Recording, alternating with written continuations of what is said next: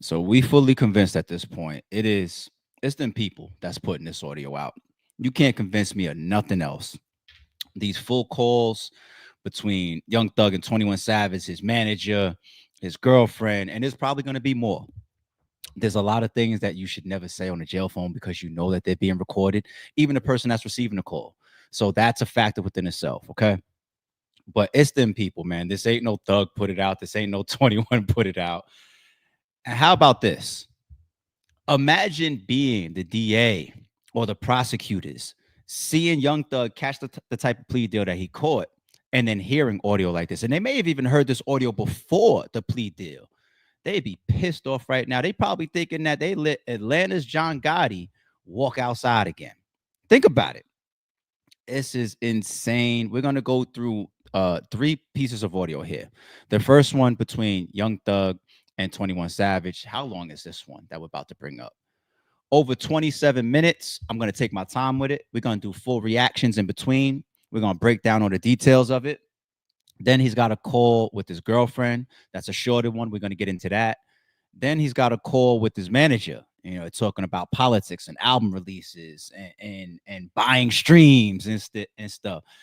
We're going to go through all of them.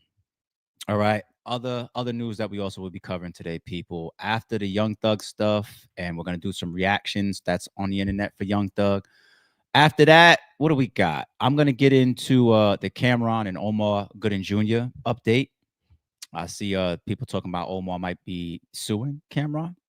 We're gonna go there for a second. And then we got 5-year foreign footage of his actual arrest. Now he's back home now. What he served like 6-7 months, but he's back home now. But here we go with all this leaked video, leaked interrogation footage, leaked jail calls, leaked arrest footage. And now they're doing 5-year foreign like that. But there's some stuff in there that brought up a topic in my mind when I was watching the arrest footage. So we're gonna get into that towards the end of the stream. There's a couple other topics going on the internet. I'm going to skip today. I do see the stuff with YSL Woody. I definitely wouldn't bring that footage up here with him all laid out, bloody on the floor. It's a motorcycle accident, people. Okay, let's not do the whole he's been talking and this and then YSL or whoever finally caught up with him. It's a motorcycle accident. All right. What else did I see? I see all the battle rap bloggers on 40 Bars Heels calling for her to be not booked anymore, pretty much. I'm going to leave that topic alone for now. If I do spin a block and do that topic, I might do it for members only. I'm going to keep it 1,000 with you. The reason why is because I got no issues with 40. I fuck with 40. People are saying literally the last time she had a classic performance and was fully on point, sharp and prepared was on RBE in the Blue Room versus Ill Will. And for stuff like that, it makes me feel like, I don't want to speak in 40's direction the way that everybody else is. And if I was still going to speak on that topic from a league on a battle rap standpoint, I would have to keep it 1,000. So I might reduce the viewership of that by doing that members only. I might do that. Okay. And that's because I respect 40. We've done good business together. All right, y'all ready? Y'all ready? Let's get into this call. Like I said, we don't need the this is just a still picture, so we don't need the big screen for that. All right. Buckle up. Let's start going through this phone call with 21 and Young Thug. There's a lot going on in this call. Yo, Bruh, yo, what's going on? You good? yeah, what the hell going on? Man, chilling. Where you at? You in the town? Nah, I'm on the west. Man, bro, I'm trying to drop an album the same day gonna drop, bro. You need to. Y'all sent you a song. Put a verse on it. That nigga ain't sending you no song. It's in your text message. So it's not just street shit going on, not just legal shit going on. There's music industry shit going on. And who doesn't believe that this type of stuff happens all over the place?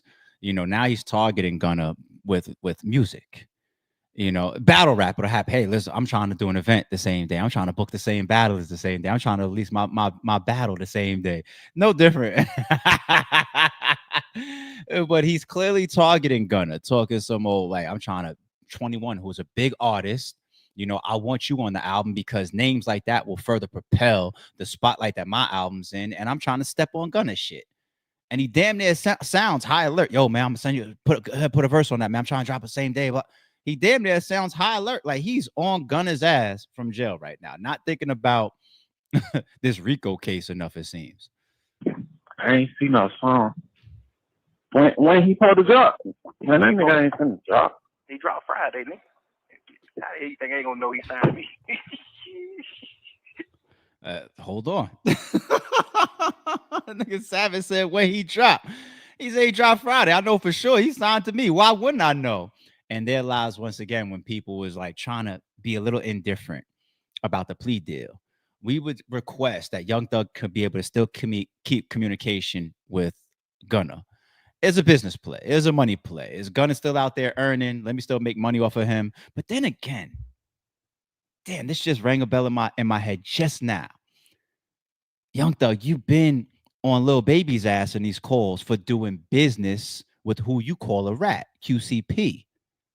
So why did you want Gunna to stay signed to you and to make, you just said he signed to me. Think I don't know he damn, that's another contradiction I haven't seen yet. That's another one. Damn, Thug. He dropped Friday for sure. Man, 100%. 100%. I can hold his shit back if I want to. I can If hold my this album shit don't be back. ready, I can hold it back. But Drake already sent the song called the name of my album. Oh, he's going. He got a Drake joint. He said I could hold his joint back if mine ain't ready to go. So this is even worse than, like, let's say industry or battle rap politics. So I'm gonna try to diminish your shit by dropping on the same day. Like Gunna's with this record label over here, this record label over here. They don't got nothing to do with each other, but they know. So we're gonna try to compete on some 50 Cent Kanye dropping the same day type of shit. No, he's saying he signed to me. And if my album ain't ready to drop yet, I'm gonna push his back to make sure that when I do drop with my 21 and my Drake features and all this type of shit, we on the same day. So this is 100% conspiring to totally fuck over not 21, Gunna's career. So now it can't even just be about the money. It can't even just be about, like, I want him to remain signed to me and be able to keep communication with him because it's just a business thing. Like, fuck it. Now it's like, no, I want to keep you signed to me. I'm going to force our albums to come out on the same day. And I got all these big features on it, whatever, because I just want to show that I could put more numbers on a billboard than you or hurt you, or like, why not just let him come out and do bad? And like, I don't know. Yeah, he's on super demon devilish politics shit now with Gunna behind the scenes, man. Like, the hatred is real.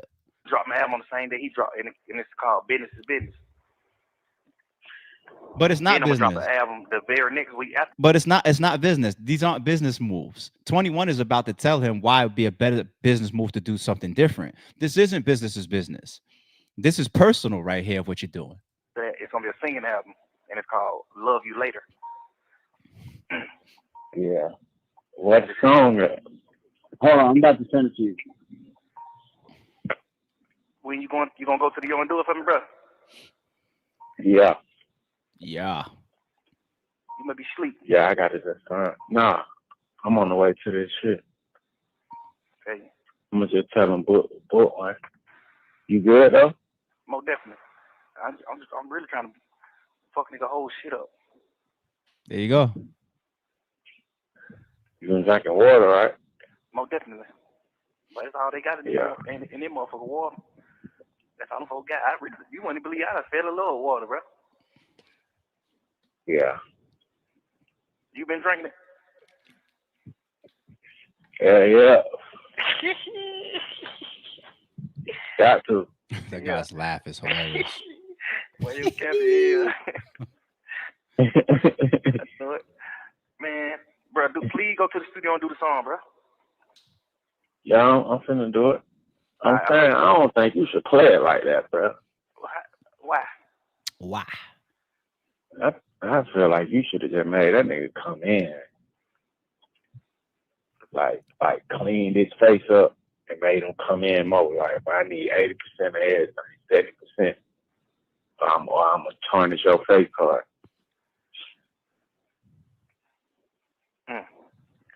Because you gotta think about it, but bro, at the end of the day, bro, you did what you did, but we got to capitalize on everything we do in life, bro. Like at the end of the day, saying fuck a nigga, what that's really finna get a nigga for real. Oh, definitely. You know, I still get 50% of a nigga album anyway, though, whatever album. but goddamn. Yeah, but shit. Definitely right. It's still just like Laughing, talking about I still get 50% of a nigga album, whatever. But you just was on audio saying that about Little Baby doing business with QCP. That's crazy, B. That is crazy. it's the money though. Like Oh, shit, definitely. nigga can get the money by telling the world like, well, I told him to do that just cause like. Business is business. Business is business, right? Same token is like shit. You It feel what's good for you is okay, but if it's somebody else, it's different. He just business is business. Jesus Christ. He's never going to be able to live down the hypocrisy when it comes to his moves with telling or snitching or plea deals or talking to the police and all that type of stuff, because once again it's his own reputation, but it's his own audio. It's like documented stuff that you could just go click play on. And it's just like right here, you're saying it this way, and right here, you're doing something totally different. That's crazy. how you feel. So I ain't gonna tell you how you feel. That's just my opinion. Yeah. Cause I don't, in my heart, but I don't feel like Chowder did what he did with the intention of hurting you. You feel what I'm saying? I don't really get that vibe from him. I feel like he just green. What do you mean you know? Hell no. Okay. Is it anything in the entire world? If me and you were locked up and I told you to do that, would you do it? Well, we different types of niggas though. Now here we ain't. He ain't, bro. That nigga, he. I'm saying like, we honor loyalty different than probably what he do to a certain extent. You know what I'm saying? Oh, definitely. Not like we different, but you know what I'm saying? Like, yeah. I don't know though. Like, man, but you seen your brother, Pete? Most definitely. But he said you told him to do that. Man, watch out. Man, oh God, that's what he telling the street. Man, oh God, he kept. On that same God, he kept. Once again, that piece of audio is a complete conflict with what was tweeted. I'm just saying. Yeah, man, he come in for nigga to take a plea and tell lies on me. Get me sitting on the road, man. I ain't trying to be no motherfucking jail cell. Man, I don't know what the hell. Bro, that nigga just broke my heart, bro. I can't believe that nigga, bro. What the fuck, bro? They said YSL should end, bro. Then they said yes, ma'am, bro. Like, bro, we really made, like, bro, nigga really made you a made man, bro. Damn. Yeah, man, drop the album. Now 21 switching. Go ahead, drop the album. About that. Yeah, YSL should end. That nigga said yes, ma'am. God damn, bro. Like, that's crazy, nigga. I'd rather die before I ever in my life switch up on Lil Man. I'm dying. I think it's good here to also see, because behind the scenes there'd be all types of stuff in people's cases that maybe we don't know about, stuff that's sealed that we don't know about, conversations that we're not privy to, things that's client attorney privilege, all types of stuff leading up to a case. Nobody knows a case more than the people that are in the middle of it, especially the defendants, right? So what we get pretty much is this is all about the yes ma'am. And if there was more, we wouldn't know about it in certain instances. But right here, you got Young Thug pretty much honing in on that. So there's no other stuff that we expect to hear later on. Oh, but one thing that y'all didn't know is that he also did this behind my back or whatever. Or we're hearing Young Thug out of his own mouth for the first time now, because of this leaked audio, talk about the yes ma'am, which people are going to now even furthermore compare what you said to the police or the detectives versus what he said right there in that audio. There's nothing else we're hearing now. This is worse and worse and worse. Given that we ain't never got a part of the same goddamn organization, music group. We ain't got to be a part of none of that. I ain't no switch up on what. I be beating with you and still don't switch up though. Well, God. You see what I'm saying? Like, I just don't respect it, bro. Nigga, you took a plea first, so you done never made it cool for everybody else to take a plea, nigga.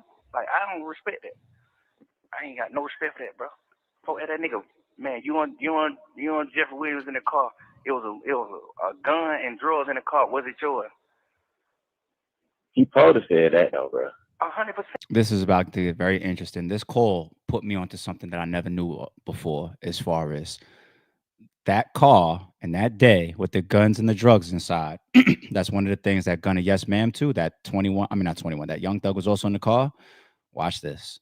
But you That's the only part I don't agree with. I disagree with you on the other shit. He better act wrong, but that like nigga, it wasn't yours neither. It was the nigga who took the charge. Shit. It wasn't none one of y'all. He supposed to say it was more than us in that car. You see what I'm saying? That's what he's supposed to say. That's all I'm saying. Because the DA ain't telling the judge. The DA ain't telling the judge and the jury that it was 3 people in the car. They making it. Horns. News for me. I went all this time through Young Thug's arrest, through his reports coming out, through the Gunna video coming out, through the YSL trial, through Young Thug coming home, all the way up into this leak audio. I would have never told you that there was 3 people in the car. Young Thug just said it. He said the DA's not even telling the judge that there's 3 people in that car. 21 knew it. Young Thug just confirmed it. There was 3 people in that car the whole time. And 21 was saying, wait, hold on. That one piece right there, he was supposed to say yes, ma'am, to the it wasn't his gun, because the third person was supposed to be allegedly the fall guy. And then Young Thug in there pretty much just agreed with him. But he said the DA ain't telling that to the judge, though, that there's a third person. And that would just be a tactic. Like, I really only want it to be 21, I mean, not 21, Young Thug and Gunna in the car, the 2 primary targets, the 2 big name rappers. Why would I want this miscellaneous security guard? Why would I want to tell the judge that if I'm the DA on the prosecutor? I want the whole world to think there's only 2 people. But Young Thug, you knowing, is supposed to matter, because you're supposed to be able to interpret why Gunna says yes, ma'am, to not being his guns. Because the whole world, me included, are saying, nigga, if it's 2 of us in here and you yes, ma'am, it's not my guns and drugs, you pretty much saying it's the other person's. It's Thug's then. No, there's a 4th person, a 3rd person in the car, and y'all not letting that come out. Damn. That's insane. That's insane. It doesn't remove the other yes, ma'am stuff. Is it a gang? Do they commit crimes and everything? We can't change what Gunna did because Young Thug is going through this. That's one thing. Let's pay attention to on the internet, people. Don't let people try to change what Gunna did. You have to stand on how you treated Gunna, and now you need to also stand on applying the same type of pressure to Young Thug. Period. We can't. The yes, ma'ams are still wrong because there was still shit in there about his YSL gang, RICO related omissions. Okay, but the car one, we gotta take it off the table. Young Thug just admit to it, and 21 Savage. That's why he brought it up and said, "I don't agree with that one." Wow. Seemed like it's only me and him in the car. He put the straight that up off top. Like, nah, that was goddamn the other nigga shit. He took the charge. You just sitting there saying, yeah, man, like he ain't got no backbone. Yeah. I don't respect that shit, bro. Yeah. And to think that Young Thug is in jail at this time, still fighting the case, and this is the stuff you're saying on a jail phone? This is why niggas got fired after the case ended the way it ended for Young Thug.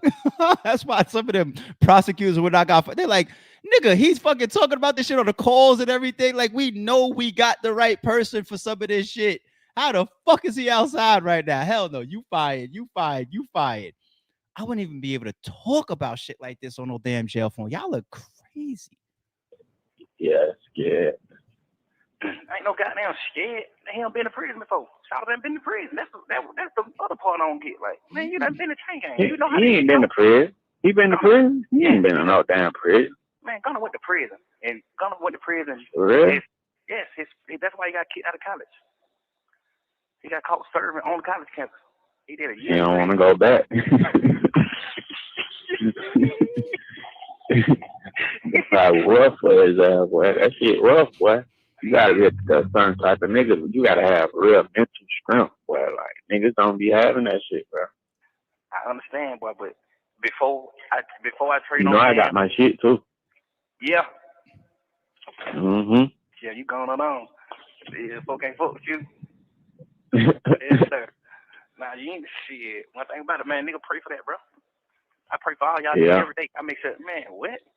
Man, go ahead on, get stay on the west. These folk on, man. I wish I would see. Yeah.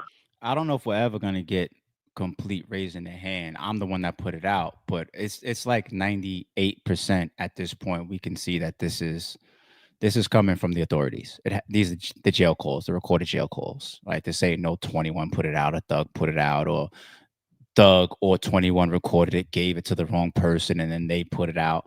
This is the authorities, right? This is the chess game they're playing. They're still on all these niggas' heels, if you ask me.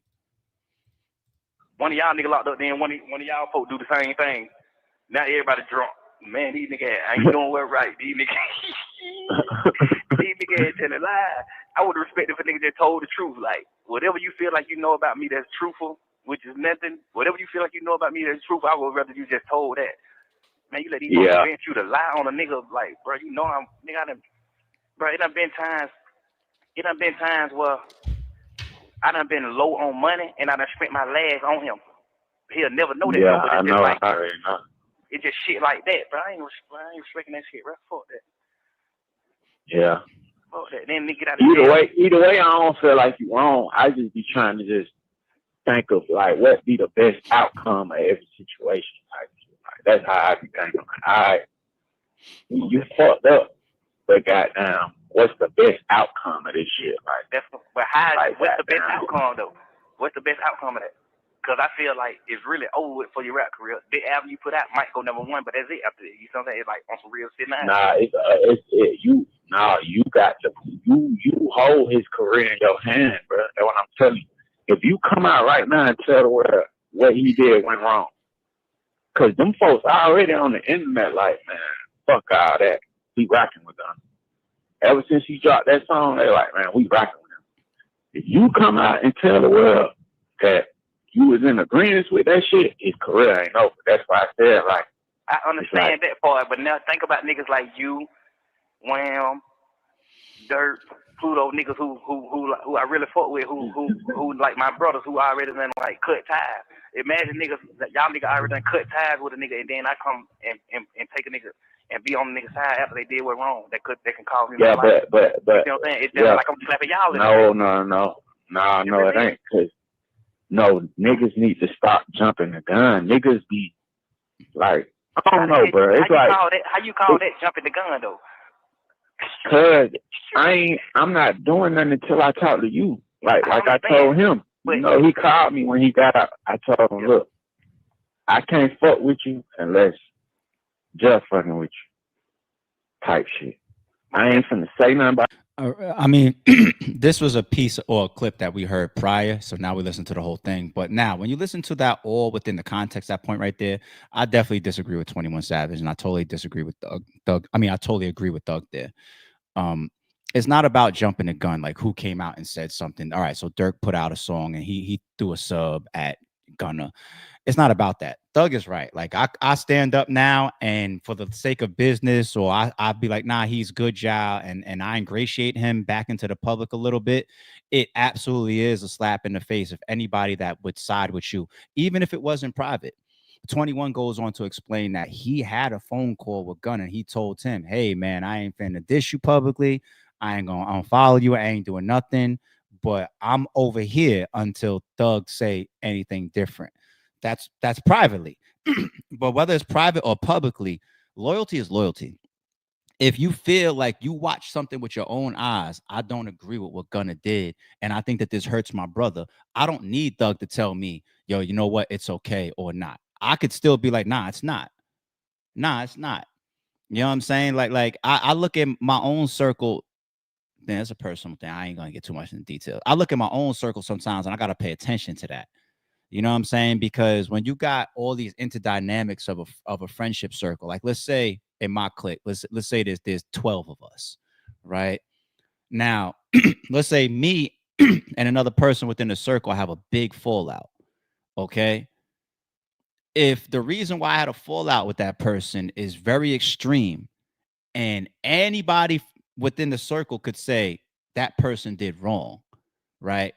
But y'all friendship dynamic might continue in certain ways. that makes it weird for me and sometimes other people as well. Like you sometimes it's not easy to pick a side when it's just like I'm a neutral party. But if you don't fully pick a side like the way that 21 Savage did, then you create all these different type of questions like what Thug is going through right here.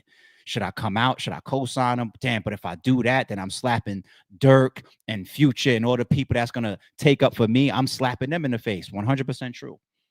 Like if I had one of my boys come out and take a position that is almost co-signing what somebody within the circle did to me, that is like, oh nah, all of us feel a way about it, I'm gonna have an issue with my boys too. You gotta be careful with it. You gotta navigate that a certain way. Like you can't come to me and tell me certain things or let me see certain things. It's real sensitive. It's real sensitive. And I'm gonna assume that a lot of these guys have good friendships. There's the industry thing that's mixed in there too. Dirk moving to Atlanta, and shit, and these are all powerful guys that got street ties and shooters around them and sell records and big deals and millionaires. So that they got money as power as well. And I could see them all gravitating towards each other and getting closer and closer over the years.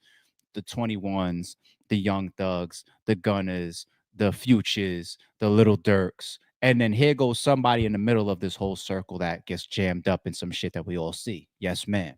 What does everybody else do? Well, if you feel that adamant about telling or any form of cooperation or pleas, you're supposed to move right over to Thug's side. And it shouldn't even matter at that point what Thug says. Thug can't clear him. I gave that example on the stream the other day. I said John Gotti can't clear Sammy the Bull. You can't. Or else y'all other niggas that allow John Gotti to clear him, y'all are flawed. That's how that works. You gotta stand how you stand regardless. Got you on the internet, I ain't finna let the world know I ain't fucking with you until just say so. But that's what they supposed to did. Like, but ain't nobody niggas trying to go at him to get clout. Yes, they have. Dirk said something to him, but that's it. Like, Wham, them ain't doing all this shit. Like, Wham unfollow him. Yeah, but I mean, that's just that little boy shit. That ain't really saying that to no. Yeah, that's just like, damn, I'm disappointed. Bro. Yeah, but that's still. But guess what? That what makes your position is, right? But I ain't saying they wrong. I'm just saying yeah, they jumped the gun. But niggas supposed to have a conversation with you for they do anything. That's yeah, but I look at it. Wham did though. I talked to Wham, so we get on the phone. Hey, you told Buddy them do that? All right, hell no. He's like, all right, stay left. Same shit. I'm smart. Off top. Soon it happened.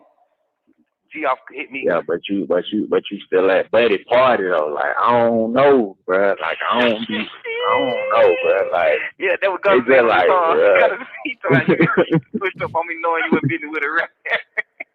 It little jazz and fun out there. Do that. Yeah. Oh God, but he ain't lying though. He ain't lying. He did what's wrong too. You a rat too, but nigga, you shit. He ain't lying. That's true. I understand that too, but get what? The only thing I'm gonna say I respect about Buddy is Buddy probably didn't know nothing about that before he started fucking with a nigga, and then a nigga really helped him. A nigga really took him where he needed to go. You know what I mean? So it's like you done that can fuck with a nigga on you done that fucking with a nigga on a business tip. You see what I'm saying? I can respect his situation. And that's what I'm telling you. That's what I'm telling you. I feel like you should. But what I'm telling you is, if that it make you a rat too if you fuck with him. Because I told him to do that. I can't tell no nigga to snitch. You can't get on the phone and tell me, hey, bro, hell yeah, take that plea. But man, you better take that plea. And the plea saying tell. If the plea saying tell something, even though it's 100% lie. The plea saying it ain't. I feel like it ain't no difference if I get on the internet, if I do anything to say I told him to do that. Real nigga still gonna be like, fuck nigga, you told. I don't give a fuck. Who told you to do it? Can't no nigga tell you to tell. Like, that's why I'm saying my brother told me to do that. Nigga, I can't tell. Me and Savage could be in a motherfucking case together. God forbid. If Savage tell me, man, bro, go ahead. It's on me. Take the plea. Man, you can't tell me to tell. You can't tell me to rap. I'm a man. So I just look at it. I damn sure was thinking about that one day. Like, man, I'm just gonna goddamn. I ain't finna say nothing about this shit. I'm just woo. I might just be like, man, them folks did what they had to do. I don't feel like that was wrong. I swear to God, I was thinking about doing that before, but I'm like, shit, what the hell? That's gonna change. Savage still gonna look at you like, well, you a motherfucking rat. Give a fuck who told you to tell, nigga. I don't give a fuck who told you to take no plea, do none of that, nigga. The shit these folks telling you to say in the plea, I don't give a fuck. Can't nobody take God can't tell you to See say that shit went. That's the same thing with the CEO. That's like it's like of course some niggas gonna still feel how they feel, but I'm saying for the fans, for the money to get money. Most definitely. Cause it's like I can get 50% of this album right here that's gonna go #1. I could get 50% of everything. I'm still gonna get 50% of everything, but with my words can make every album after this go #1. Fuck just this one. Feel what I'm saying? But it's like shit at the same time. It's like I respect it. Then you can't say nothing to Little Baby about doing business with QCP. I'm just saying. If money don't move a nigga too, cause that's some real nigga shit too. Like man, I don't give a fuck about making no money out that nigga no more. Like ooh, that would be the one. That too. That would be. I'm saying niggas got to think it's two people down there because we down there with two people. You got to think morally, and then you got to put morals to the side when it comes to business. Most definitely. Feel what I'm saying? What you do right now? What you do? See, it's hard. See, guess what? It's easy for you Me to say. Personally, I'm gonna keep it. He didn't just go in there and lie like, boy, Jeff did this. Feel what I'm saying? He lied about fuck. But this what he did. He made, which they still gotta prove the shit though, which I don't think they're gonna ever be able to prove because it's just not a game. He gave the jurors the agreement that it's a gang. He said YSL is a gang, and he know people in this on this trial who committed crimes in furtherance of the gang. That means you did it. You saying, you see what I'm saying? You don't know nobody on this case. Yeah. That's a lie. That's a full blown lie. I know individuals on this case that committed crimes in furtherance of the gang. Like you committed people just so you can say slime big. Like that's real. That's what Rico is. That's Rico. So if a nigga get found guilty on Rico, nigga, you really you got a nigga light up, nigga. Yeah. I agree with what Thug is saying right there. And that's why, even though the whole world is turning against Young Thug right now, you could never allow that to clear what Gunna did. What Gunna did is what Gunna did. All right, just accept both situations that are being in front of us right now. Okay, it's okay. You got to accept both. Though it's not about having a favorite, people. Accept the truth. And you are 100% black. You don't know nobody on the case. I ain't ever committed no crime. Duke ain't committed no crime. Yak ain't committed no crime. No, only 3 people you know on this case. Ain't now one of them committed no crime. So who the fuck is you talking about? You know YSL members on this case that committed crimes in furtherance of the game. Now, if that was true, then I would have a passionate hatred towards Gunna if I'm Thug as well. He's pretty much breaking down that it's one thing to snitch, but it's even worse to snitch and lie on the people that you're snitching on. So he's saying the 3 YSL members that you truly know in all of YSL or been around or got information of, them 3 people ain't breaking no laws, like Yak Gotti and me and the other, you know what I'm saying? Now, if that was true, this is a hatred level thing. I'm trying to block your battles and everything. Like, I mean, I said battles. I'm trying to block your albums and everything. Yeah, it's real hate. And I would understand why Thug would feel so passionate about it. You snitching and you lying, it don't get no worse than that. It don't get no worse than that. That's beneath a rat. Like, just think about it. Like, I want to offer you information, but it's also information that's wrong.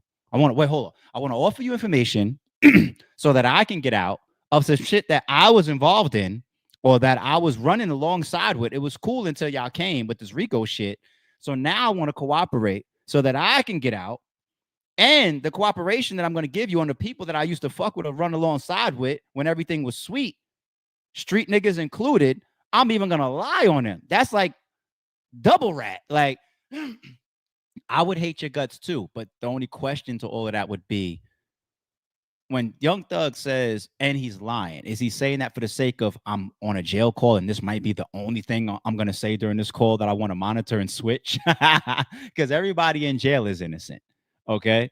So I would have to then say, Thug, you now want me to believe that you, Yak Gotti, and all these people across all these allegations on the table, y'all are completely innocent and y'all never broke no laws. So Gunna is 1000% lying on y'all.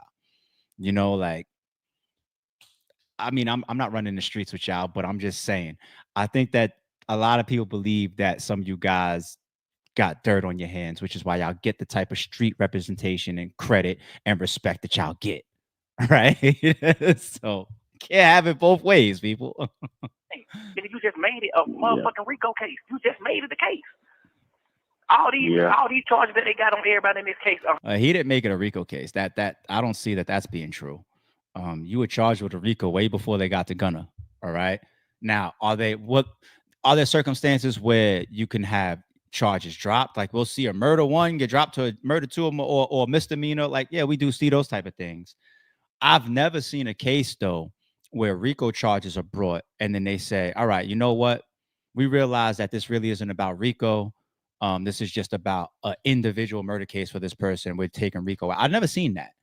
I never seen that. And I think that's one thing that Little Dirk was attacking with his multiple going back and filing new motions, that he felt that the grand jury was tainted with inaccurate information and that it should have never been a RICO. And because it was a superseding indictment, if you can get the current RICO or the current indictment tossed based on those technicalities in the grand jury, then that also wipes away the initial indictment as well, because the superseding is tied to it.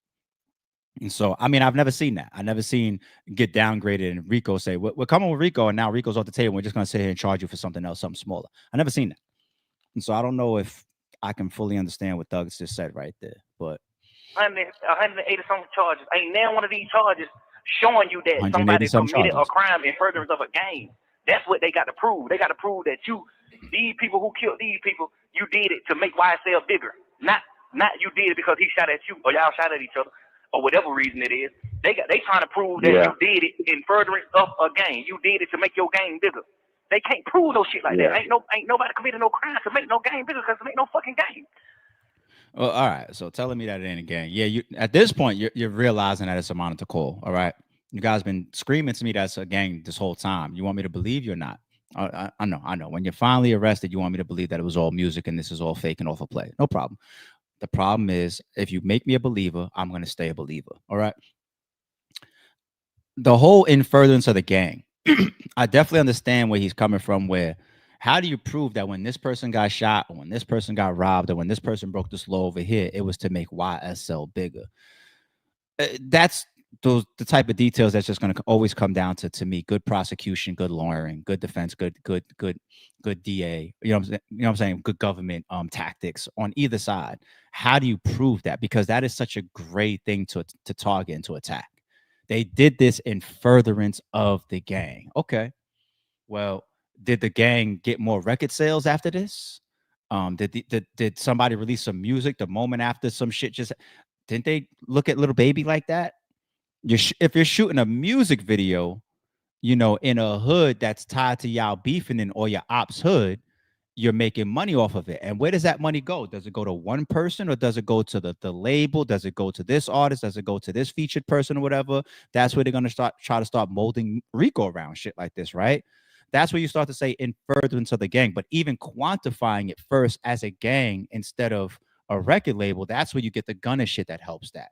I got Gunna testifying here in court saying that this is not a record label, it is a gang. Yes, ma'am. Okay, so now that we are all established that this is a gang and we have witness testimony towards all of this and everything now that crime over there, was he wearing a green bandana when he did it?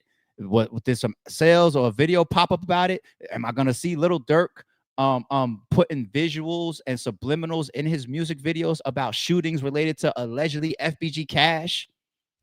It's hard not to say that that's not in furtherance then, because there's people that are capitalizing on it. It's no different than what FBG Duck's mother is filing. She didn't just file at Dirk. It's Dirk, it's the distribution company, it's OTF as a label, it's all these layers, because they're saying we believe that numbers went up and you got more attention and you did more views when you're talking about my son's death, right? I mean, the same thing could be said for FBG Duck, because the views is more crazy when Dead Bitches drops, right? But I'm just saying. So you still gotta read accurately what Doug is saying here, though.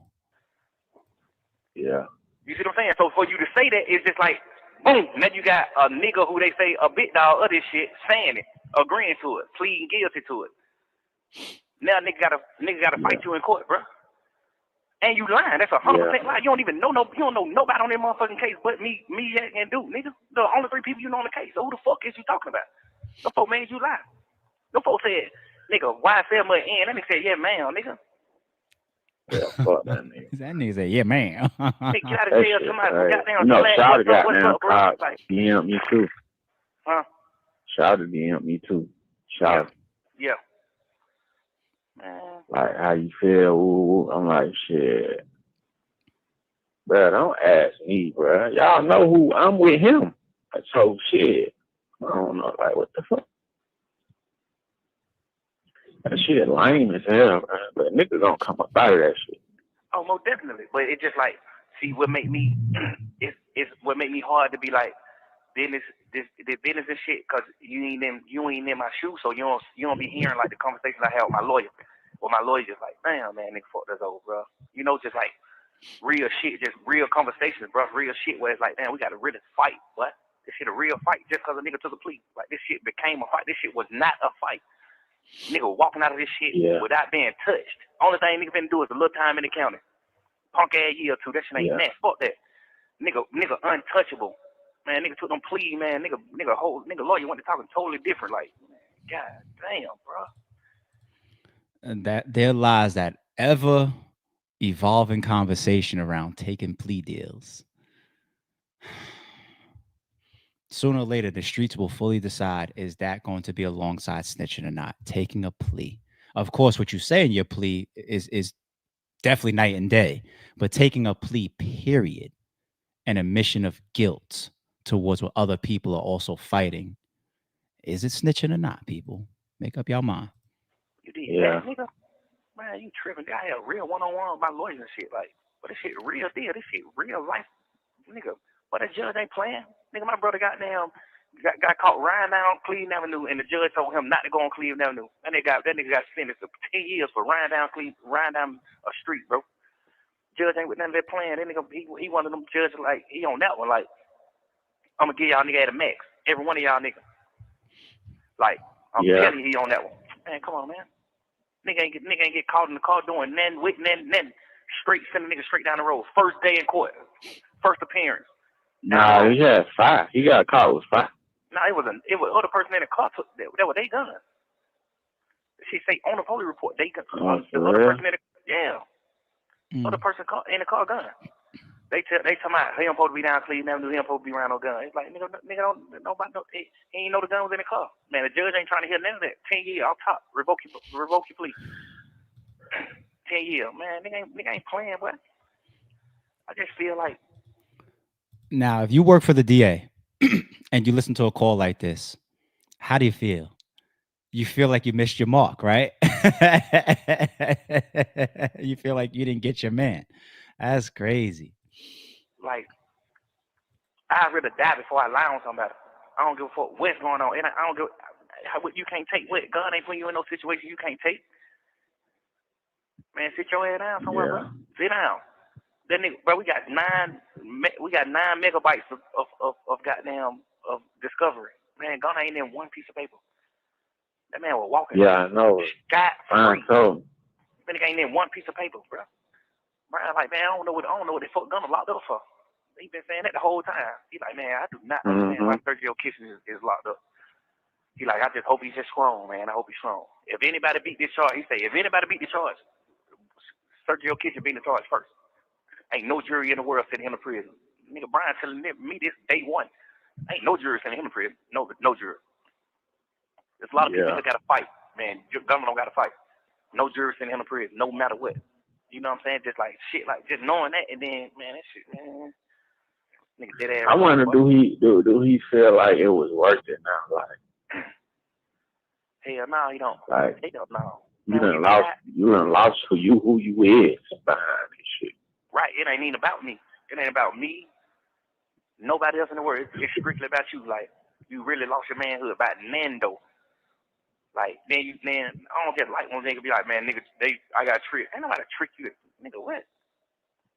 Man, watch out. Yeah. He told me that. I told him go get it back. Withdraw it. Yeah, out of care. On my mama, I told him that. He like shit. I could do that. I'm like shit. Hell yeah, you can do that. Hey, come on, nigga. Shit, I'm gonna go down there with the lawyer tomorrow. Turn myself back in. Man, did a nigga go? You know what that means? Didn't do it. Man, you know what that means? A nigga wanted to do it. Mm-hmm.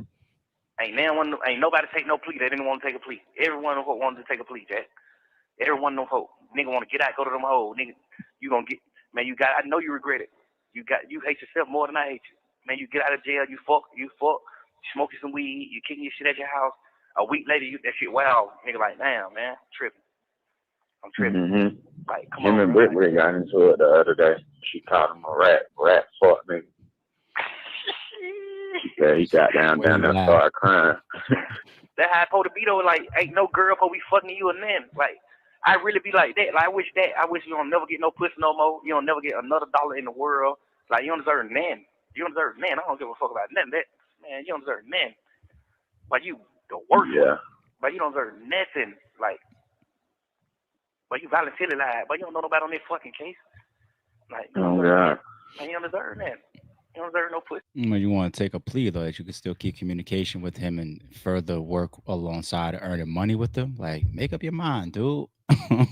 Because that, what he said right there, you don't deserve nothing, no pussy, no money, no nothing behind what you did. That's like the moral principle side. And then earlier in this conversation, they talked about the business possibilities, right? They are conflicted. Well, Thug is conflicted. I think Savage took a position on that, but Thug, he's flip flopping on that a little bit here. Nigga did that shit to get out for a hoe, bro. Listen to a nigga jail call and shit. Nigga just straight just, damn, man. I love you, baby. What you doing? Man, yeah, I'm gonna be back with you in a minute. Yeah. Yeah, man, that shit, man. Damn, man, nigga got caught up in this shit. When nigga go to talking like that, all that little tight shit, man, watch out. You trying to nigga got you caught up in some shit like I ain't got caught. He was saying that? Shit. Yeah.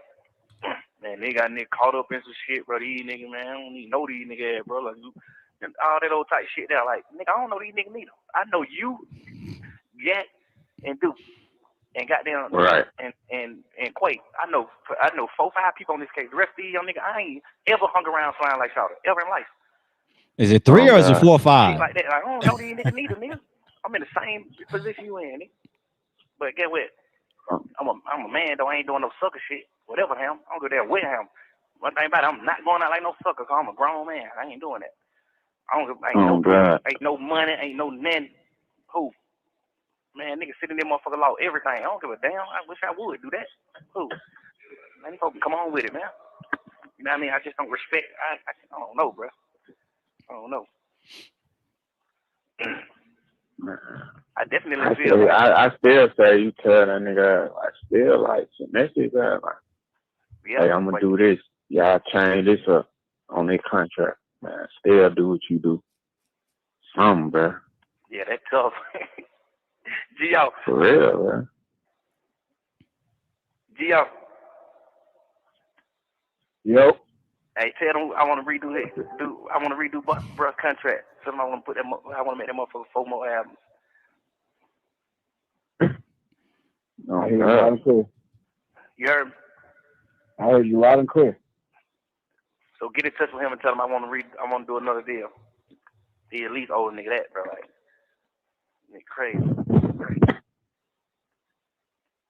Yeah. Had to pay for your mistakes, bro. Gotta come out in them pockets.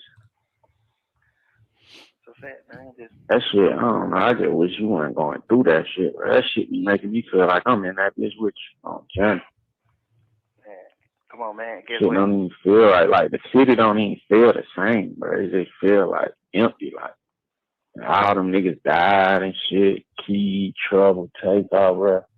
Shit just don't feel the same, bro. Man, I lost goddamn so many fucking people in jail, bro. Nigga drunk. Oh God. But get what? Nigga a man though. Nigga ain't laying down. Nigga a man. I'm over man.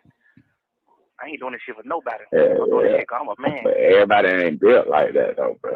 Oh, definitely. I don't expect everybody to be, but I don't expect to go down to a nigga level though. I don't expect that neither though. You see what I'm saying? Yeah, hell no. Like, if he ain't no man, that's on you. You ain't no man. But shit, business is business, though. Like, man, do it right. Do it right, my nigga.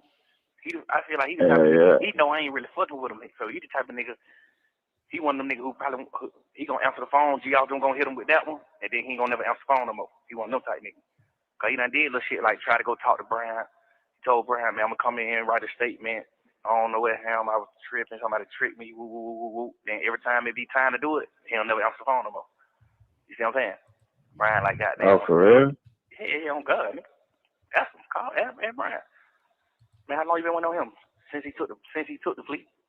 Brian been trying to talk to him, just what's going on? Do an interview with him, just in case you do want to get on the stand or something. Brian did an interview with you.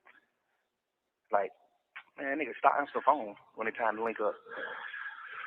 Man, what the hell? That shit crazy, man. Yeah, man, everything in my soul. But that nigga, he finna suffer though. Oh, definitely. He for sure finna suffer, cause when everybody get the goddamn just showing it, they ain't fucking with him, and features and all that shit. I just don't want to speak on the nigga like, cause that shit just make the city look bad. Like, I don't know, bro. I don't just. But just being always real, I understand what you're saying too, but it's supposed to be like that. It's supposed to be like the old days. It's supposed to be like that. A rat don't supposed to get no play, period. Like, ain't nothing. Jump out the bridge, Jack. Ain't nothing.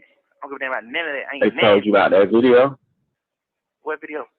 You have 1 minute remaining.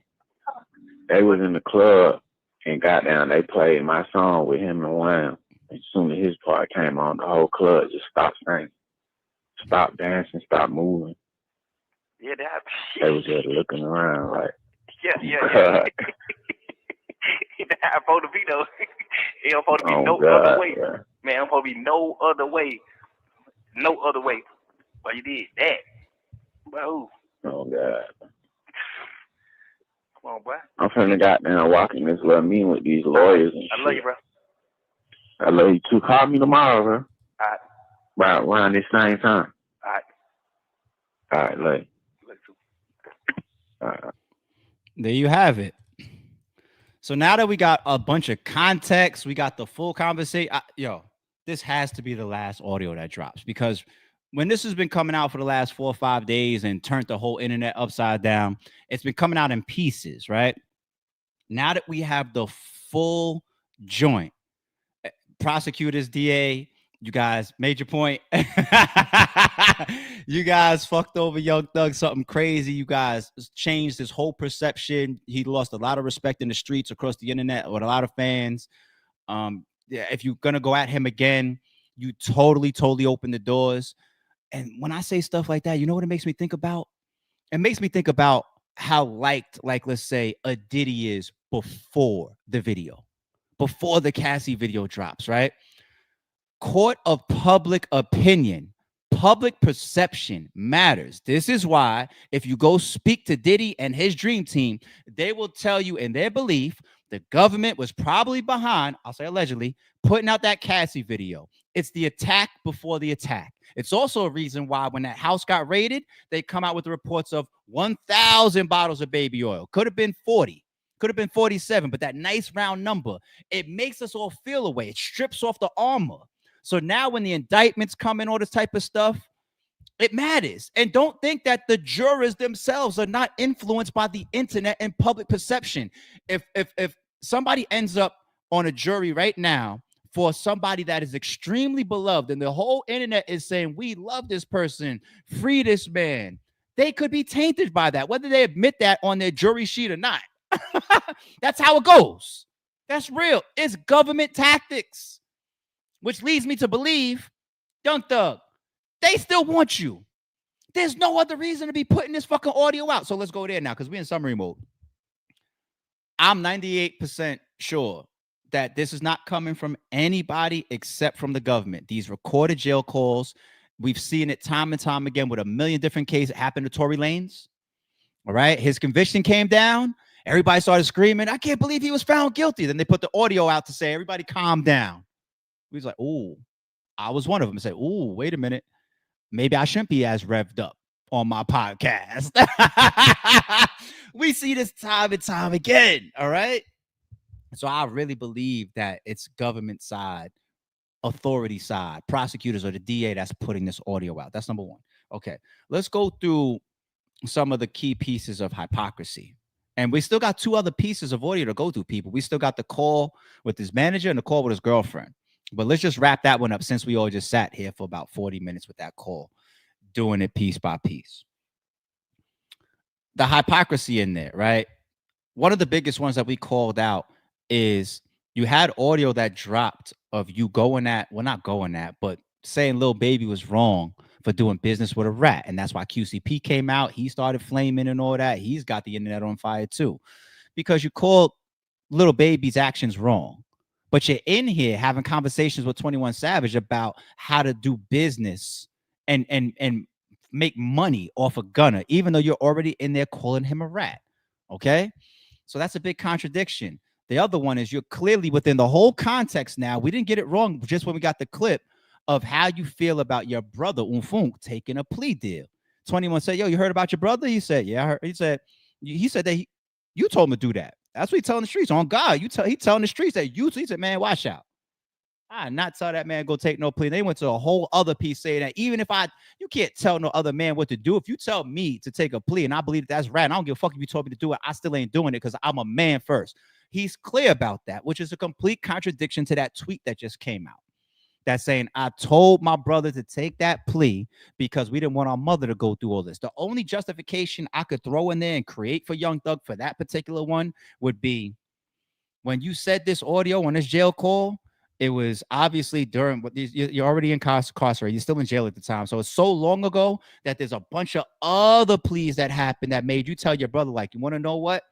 We already lost towards all these other rats or plea deals or whatever. So I want you to take one as well. But you got to say that, because what you said in your tweet is just completely opposite. You better say that. And some people's going to say you're still switching your code and your rule, but at least give the context to it. At least that's not aligning. It's the hypocrisy shit that they're killing you for. The lining up of Gunna. His hatred towards Gunna. He said it out of his own mouth. All right. Is he justified for hating Gunna based on what he said in that call? Yes.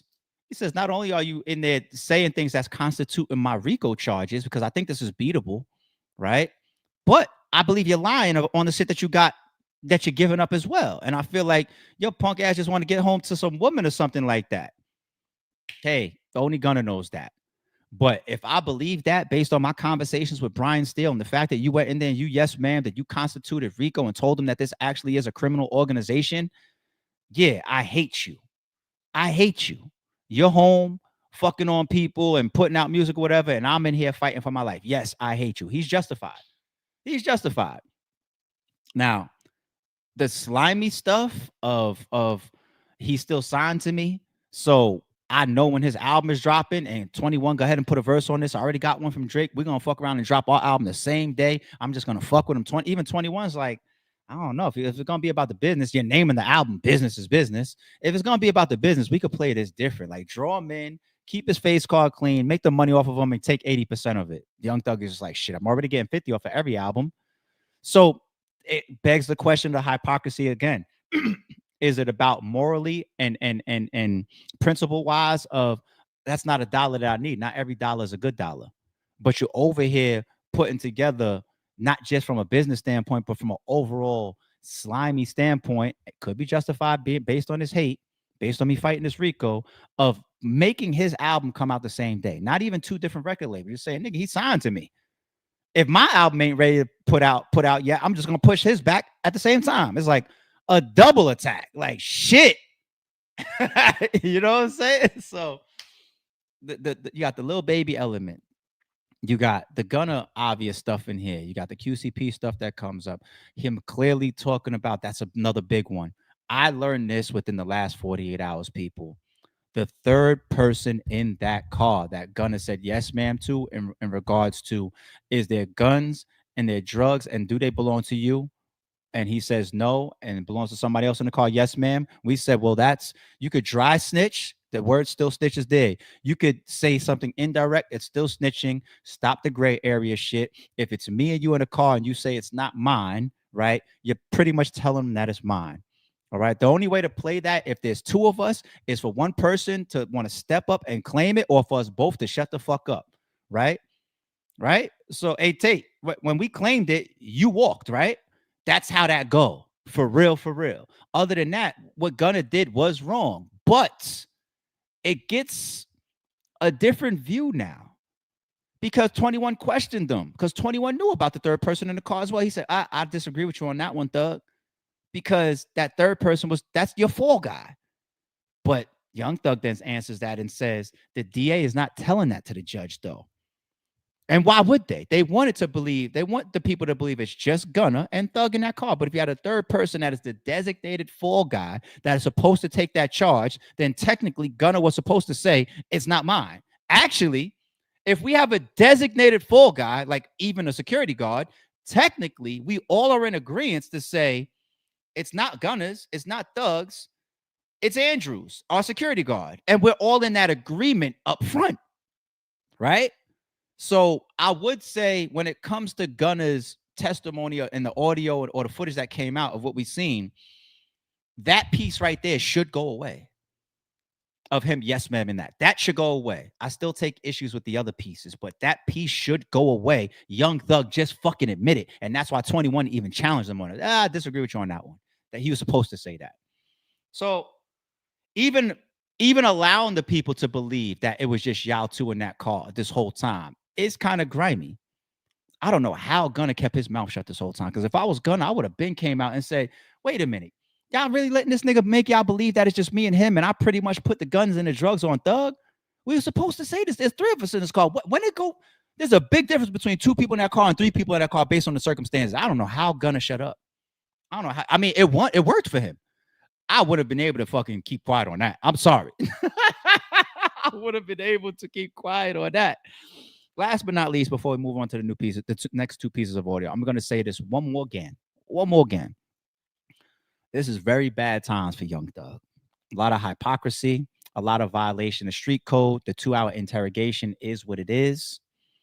But this does not remove what Gunna did. I see that happen. It's okay for people to feel like sympathetic towards Gunna. I'm seeing that because Young Thug came home and had this whole campaign, and now we're seeing the conspiracies and really conspiring to go after Gunna behind the scenes with other rappers as well.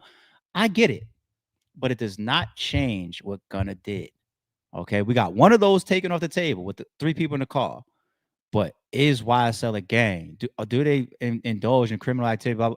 When you yes to that, the moment you guys say that that's not snitching, once again, y'all got these new rules to the streets. Y'all can have them. I'm not in the streets anyway, but y'all are incorrect when y'all say that. So Gunna's still wrong for what he did. But damn, Thug. Damn, Thug.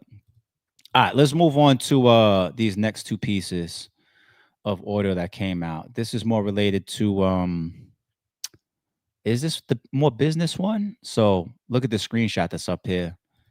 It's Lil Baby and QCP unfollowing each other. Now, based on what we're hearing about QCP selling the company for $300 million, you might as well unfollow each other at this point. I don't know how much of an asset you guys are to each other at this point in business anymore anyway. You know, so let's check this out.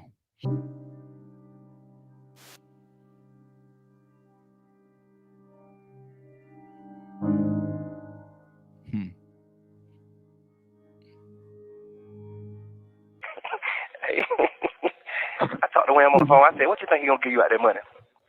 Hold on, my bad. Can't ignore that caption in the background.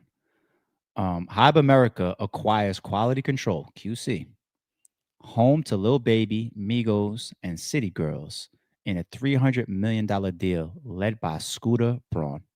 I believe Scooter is the white guy on the right. I don't know who the guy is with the vest and the guy all the way to the left, but obviously the one with the purplish, lavender-like silky shirt, that's QCP. All right. So you think he gonna give you $75 million or $100 million? He like, shit. I'm like, be always real. Do you think he gonna give you 75 to 100 million on that deal? Be always real. He like, hell no, I don't think they do it right like that. But Scooter Braun's off and do it right like. Let's read this. Hold on. This is from QCP. I don't usually post long notes, but I recorded some thoughts tonight. There's no value in separation. There is so much more value when people are working together and not hating and taking each other down, especially when you come from nothing. Stop thinking people are selling out.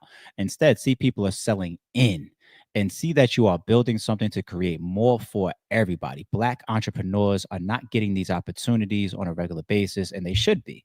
Let's stay inspired and celebrate the blessings and leveling up and breaking the barriers. Ready for the next chapter. I gotta assume that people are putting this or bringing this tweet around is because it's related to after selling QC as a label for the 300 million. Okay. Like that. But Scooter Braun's offered Wham 150 million.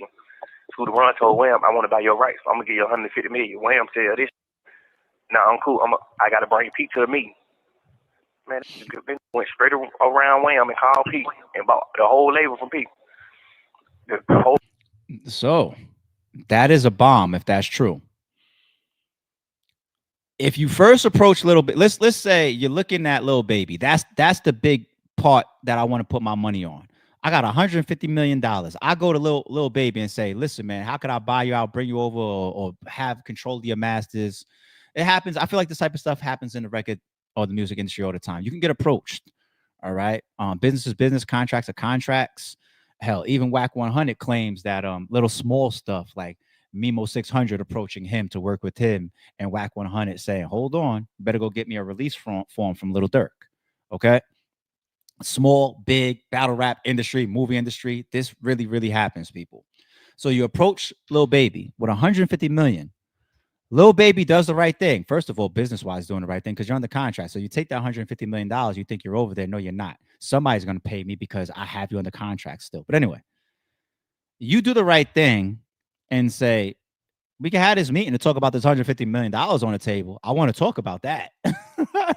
But Q needs to be in on that conversation. So dude with the bread, which I believe is the white guy from that picture, says, oh, word. He goes around Lil Baby now. If that's still his real main target, goes to QCP, the CEO, the owner of the company, right? The main shot caller, and says, I'll give you 300 for everything. Right? Now, Lil Baby is not cutting QC out of that. It's not like Lil Baby, it's not being presented to us like Lil Baby brought some big money to the table. And then the two people that can get the deal done did it without Lil Baby. That's not what's being reported, not by Young Thug's audio. What's being reported is that Lil Baby was approached. And if Lil Baby said, we got to have Q in a meeting, it had to be like that anyway because you're signed to Q. So now if you go to him and you got more money on the table, say, you know what, fuck it, I thought twice. I don't just want Lil Baby. I'm going to come to you now as the boss. Again, throw Migos in it, throw this in it, throw all their masters in it, throw everybody you got in there, and I'm just going to double it. Because obviously, if you go from 150 to 300, you double it, and you're getting a bunch of other artists, and Lil Baby is half of it. That kind of constitutes proving to us that Lil Baby was your original target. Okay? That's like, I'll pay you $100 for that wire poster. You know what I'm saying? I can't get it in a deal. But now I come to you and say, I'll give you 200 for this whole background, right? What's my real main thing that I'm going after? Is that poster. You know what I'm saying? Everything else becomes a bonus. I'm willing to double it to get that all involved in it as well. So Lil Baby's not being fucked over there. Now what Thug is, people say manipulated. What Thug is trying to put out there is that because the point we just made, if Lil Baby is your primary target and you went to him first, when Q sells that record label for 300, allegedly or whatever, Lil Baby should be broken off in that. Business-wise, I don't think he's entitled to that, though. I don't think he is. You know, like if I give Drake $400 million as an advance, I don't care what the albums sell. This is why we agreed for me to give you the 400, like allegedly. Whatever the albums do, the albums do. Whatever the tour does, the tour does. It's like so whatever Lil Baby and Q's deal is, that's what it is. And if you feel like damn, I want to protect myself from one day somebody coming along and buying the whole company based on the fact that I'm one of the primary people that made this company hot, then you got to have stuff like that in your contract. I'm being real. I'm being business for real. So little baby, I don't think he's getting snaked here. And what we're hearing, I think Young Thug is just creating tension. And I'm not just throwing that out of the blue. I just broke down for you with logic why I see that. Conversation started from Scooter Braun trying to buy Lil Wham, trying to buy him out of the deal too. He wanted to buy Wham out of the deal. Like, I want you to be with me. Well, like, shit, you gotta talk to P. You gotta talk to P about that. Man, P crossed that red eye, worst way. I'm on the phone with Wham. He just like, man, Scooter Braun try to have the same deal with me, the same meaning with me. I said, I ain't really doing that without P. You know, I'm just solid. Man, P go take the meeting without Wham and get the junk business done. Of course, get the business done for $300-400 million for sure, but god damn, bro. Everybody in Atlanta know. So I'm confused. So he testified against somebody? Man, I understand. I fear for my life. Mm-hmm. The man killed my friend. That's what he did? I fear for my life. Read the paper. See, this is my honest opinion is that it's one thing for the police to be like, do you know who killed your friend? I feel like it's one thing to be like, I know who killed him. But it's another thing to, you know what I'm saying, testify against somebody. Nah, you know one thing to say I know who killed my friend. Man, who killed your friend? I'm just a little confused on about him. Like, the police didn't know nothing about him. P gave the information about him. Like, cause a friend died in a spot. So it's like the police get there, it's just a dead body. You know what I'm saying? You have no idea on what happened. The police is like blind to the fact. Like, he gave them the information. Like, man, this man, I know who I seen. This man killed my friend. Y'all not gonna tell me who I seen. One of them. Went to court. Went to the trial. Named Stoner. Went to his trial. Yeah. Did what wrong. You know it. You know he did what's wrong. Not right. No.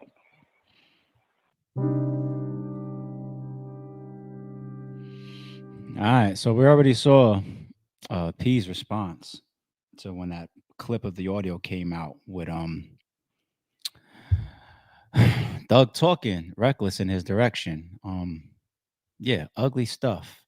But this is all still including Lil Baby, and we have yet to see or hear anything from Lil Baby.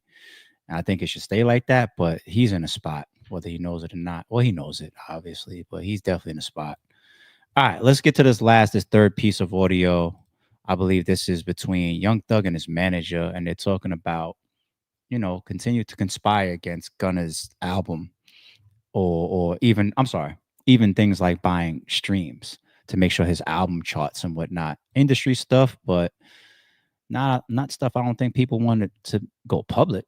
Nah. I said nobody has ever put out 2 number 1 albums from jail. Obviously, hopefully you're out by your birthday. You know what I'm saying? But if you weren't, like, that would be historic. Right.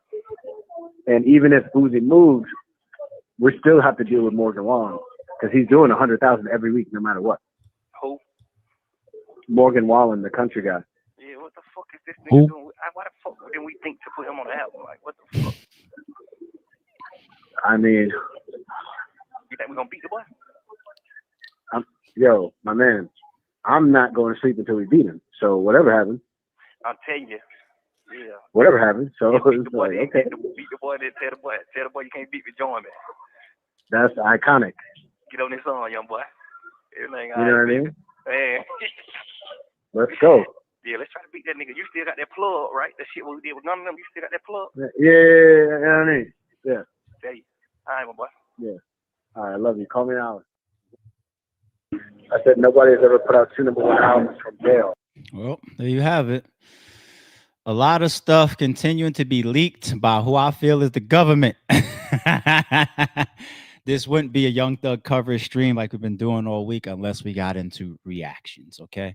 So now y'all got a bunch of my reactions. Let's get into some more of the internet reactions, and then we're gonna go to the next two topics for today's stream, y'all. All right, where we going first? Let's go to Woody. Let's go to Woody. Let's see what he's talking about. Reacting to all of this. Thug, I love you. Nothing gonna stop me from loving you, but what you do from this moment forward. You knew not to come on this internet. You knew not to let a nigga like Pee Wee Roscoe get on the internet and do what he did. You let Pee Wee do that. You let Pee Wee do that. And Pee Wee got you in all this stuff. Pee Wee got on the internet calling people rats. Pee Wee got on the internet saying all he said. Now guess what? He made people mad. People when they dig up the videos. Now people don't dig up the videos. You are what you are, buddy. You are official on the Woody and Charleston White team. Yes, sir. Yes, sir. Yes, sir. I'm okay with being a snitch. Because I know what I did. I know what I've been through. But nigga, you is a snitch too, nigga. Damn. And I ain't happy about it. I'm mad about it. Because I've been knowing this the whole fucking time. And I didn't even say nothing. I sat right here and still let the blame be on me. Because of the love I had for you. But when y'all niggas come out of jail and y'all brought that stupid stuff out of here, I left that stupid stuff in jail. Y'all brought that stupid stuff out here. Yeah, I'm mad about it. I knew it. I knew it. I told all y'all, hey, bro, I did this for y'all because I care about y'all. I didn't have to do that for y'all. You feel me?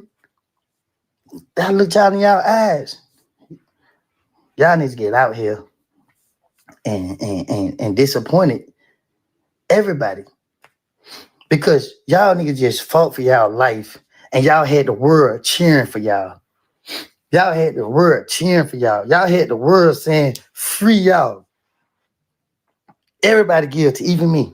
Everybody guilty, even me. Everybody guilty. And y'all niggas come out of jail after God gave y'all another chance. I ain't do it. The lawyers ain't do it. Prosecutors ain't did it. The judge ain't did it. God did it. God bless y'all with a wonderful judge. They went by the books. They went by the books. There's nowhere in the world y'all supposed to be in front of that judge. No way. But God said, I'm going to give y'all another chance. And I might be failing. But one thing I know about God, God know my intentions. He know I ain't on here to cause problem. The only thing that caught You me is a snitch too. Damn. Damn. But anyway, the only part that caught me that I wasn't sure about is when he said, I did what I did for all y'all. And so when he worded that, I wasn't sure if what he was trying to say is because he's calling himself a snitch, right? He says, you're a snitch. I mean, I'm a snitch, but you're a snitch too, right? Like, this is his words now, okay? It's almost like he's saying, I did what I did so some of y'all could get out knowing, and I knew this whole time that Thug wasn't right. Is I don't know. I'm just gonna say I don't know. I don't know what he was really meaning by like that. That's the only thing. It felt coded as shit, but that's the only thing I could really come up with. I don't know. All right, let's continue with the reactions. I would have lost money on this because I said 1090 Jake was gonna drop by Friday, and I said latest Sunday, right? Well, here we are Monday, but this is why. Everybody in my DM asking me if I care about Young Thug snitching. I don't give a fuck. Everybody in my DM asking me if I care about Young Thug snitching. I don't give a fuck. Everybody. Where you at, G's? Was that Rome or some shit? Hey, I'll be on the same type time, man. I ain't got no time to be on no fucking internet when I'm overseas or some lavish vacation, taking in the world or whatnot. When you're done with that, though, we all want a video.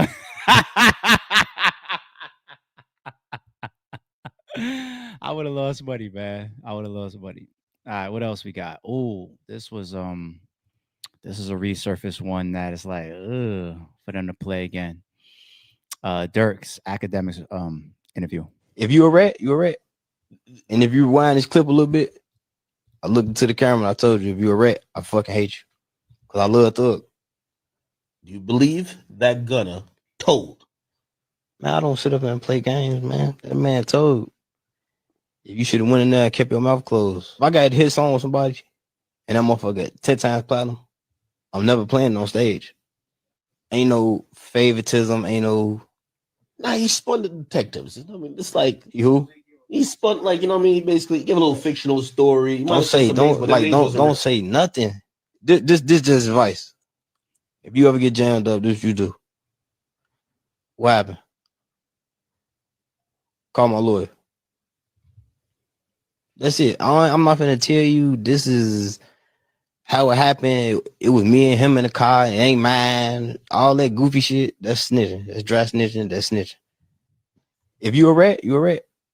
And if you rewind this clip a little bit, I got a bet that I'm willing to make with a couple people. I'm willing to bet of all the artists that are being quiet, all the artists that will remain quiet, I think Dirk, I mean, obviously he's got his own situation that's going on right now. So the timing of when you would get a response from him, he really shouldn't be putting himself in anything controversial right now. Not even a tweet, not an interview, not a jail call talking about Thug, nothing. He's facing his own murder for hire. Okay. But I'd be willing to bet of all these rappers, Dirk would be the one to keep the same energy. Just my opinion. We didn't see him give money back to people that came out with allegations on him, like feature. No, here, take this $100,000 back. You know what I'm saying? We didn't see him do all of that. And he's got this real adamant thing about being 1000% in line against cooperating or talking, especially where it's like so passionate because of his father. He's got a real deep-rooted thing towards rats. And I really feel like he would be the one to keep the same energy that he kept with Gunna with Young Thug. I mean, you kind of have to, because if we listen to Young Thug's audio that we just played, the whole thing, now we have Young Thug out of his own mouth. There's not things that he's saying that is more to it. It's the yes, ma'am stuff and him taking the plea.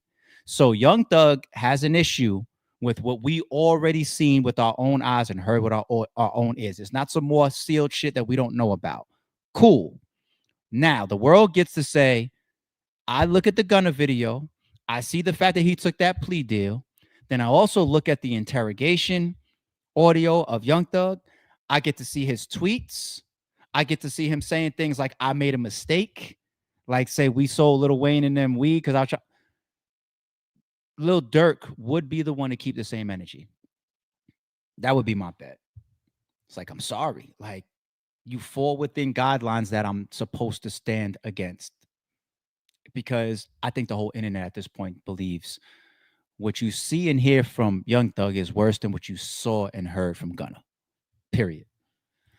All right, what else do we got reaction-wise? Oh, we got one from Wallow. What's going on, Wallow? Let me just say something. Take my glasses off. So it's from a cop perspective or no, it's right. I don't really speak on the snitching shit because some people just want to say something and they never be really operating the street culture. Me personally, I did 5 years in the juvenile system, in and out. First went to jail when I was 11 years old. Did 20 years in the penitentiary. I always was getting locked up. Now, let me just break some shit down. If you're in a street game, you do not get a fucking reward for not telling. That's a package deal. That come with the fine print when you jumped into the street game. So stop talking about, oh, I'm a real nigga. I did time. I stand up. And you supposed to stand up. A dad don't get fucking praise for being a dad. Okay. That's number one. Talk heavy. Number two, everybody keep telling me I'm a real nigga. I stand. I'm this, that, and third. A lot of you niggas, you never been in the position to tell where it was like you could tell or you could get 20 years. You could tell or you get 10 years. So stop talking about what you won't fucking do if you never been put under them circumstances. That's it. Everybody, this shit just be blowing my mind because I don't be saying too much about the shit. And I just did a gang of time, been in jail, been in the system. I've been in the system or inside of institutions longer than I've been free in the history of my life. But everybody always got something to say on these fucking it's either a rapper or it's either quote unquote street nigga. Everybody keep talking about ratting, who ratting, who ain't ratting. First of all, that's number one. If you never been put in a situation, don't talk about you wouldn't rat or you built like that. And you never been put in a situation where you got a lot, and then you got a lot of dudes. So everybody keep talking about snitch. You be hearing people in the workplace, oh, you a snitch. Hold up. Back the fuck up. Unless you're ready to take everything that come with the street culture, stop taking on the lingo and the mindset of the street culture. See, because you got two type of motherfuckers out here. Just because you live around the way don't mean you got to take on that street culture mentality. You working 9 to 5. You're not doing nothing illegal. So motherfuckers got to stop talking about that. Everybody snitch. And let me tell you something. This is why I don't even talk on that. I was in a penitentiary for 20 years. I read over 150 motherfucking statements from people just saying, damn, wow, you know the boy from such and such, he told on me. I'm like, damn, yeah. You got motherfuckers in the mountains all across America in these penitentiaries. And some of the dudes that you look up to, that you think is this, that, and the third, they told on the motherfucker, but you don't know because they from a different part of the city or a different section, or they was a little motherfucker and nobody know. You know what I mean? But stop saying that you a real nigga and you won't tell. Oh, I ain't gonna tell. I never snitch on a nigga. You never been put in a position to snitch on a nigga. Right. And when the thoughts come up to you, oh, do I snitch and just give them this information? Or do I go to jail, do this time, don't have nobody rolling out with me, boo-boo fucking my baby mom? A lot of you dudes tell me y'all won't tell. Y'all would tell in a fucking heartbeat as soon as y'all think about baby leg piping me brakes. Let me just say something. Take my glasses off. So It's from a cop. Yeah. Put the strap down. Those that are familiar with the streams, the strap got to come out when we hear horn type shit. When niggas is snapping, like when Jazz was snapping in her rant about female battle rap, the strap got to come out. You know what I'm saying? So, no lies detected, Wallow. No lies detected. He was clear as day. I don't need to recap that, do I? All right, what else do we got? We got Lil Bubba came out and said some shit, right? Not as known to most folks, but just continued reactions to the whole Young Thug situation. Gonna be mad at me for this one right here, but I'm gonna go and say it. Gunna down there more solid than Thug at this point. Nigga gonna be mad at me for this one right here, but I'm gonna go and say it. Gunna down there more solid than Thug at this point. Nigga gonna be mad at. Damn. I got one more reaction. This is on the comedic side. Who made? I mean, the type of shit that's going on right now on the internet. Yo, somebody created a tweet from Joe Biden's account, twin done told with the rat. Although, no, that's got to be all Photoshop. Look at the retweets, 69,000. Oh, they're using a number. I didn't repeat that before. Or the 6ix9ine. So like 6ix9ine, the rapper, rat. Oh my God. So the retweet amount is 69696. And then the like amount is 6969696. I didn't even peep that the first time I pulled this up. But obviously you got little baby chaining Joe Biden. Who creates this type of shit? Twin done told.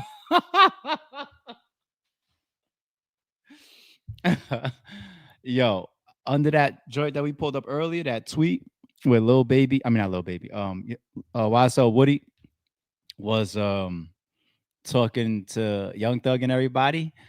I've scrolled the comments of that. The memes in that shit is crazy, B. Yeah, the Young Thug will never be able to return back to his old reputation. It just is what it is. It just is what it is. All right.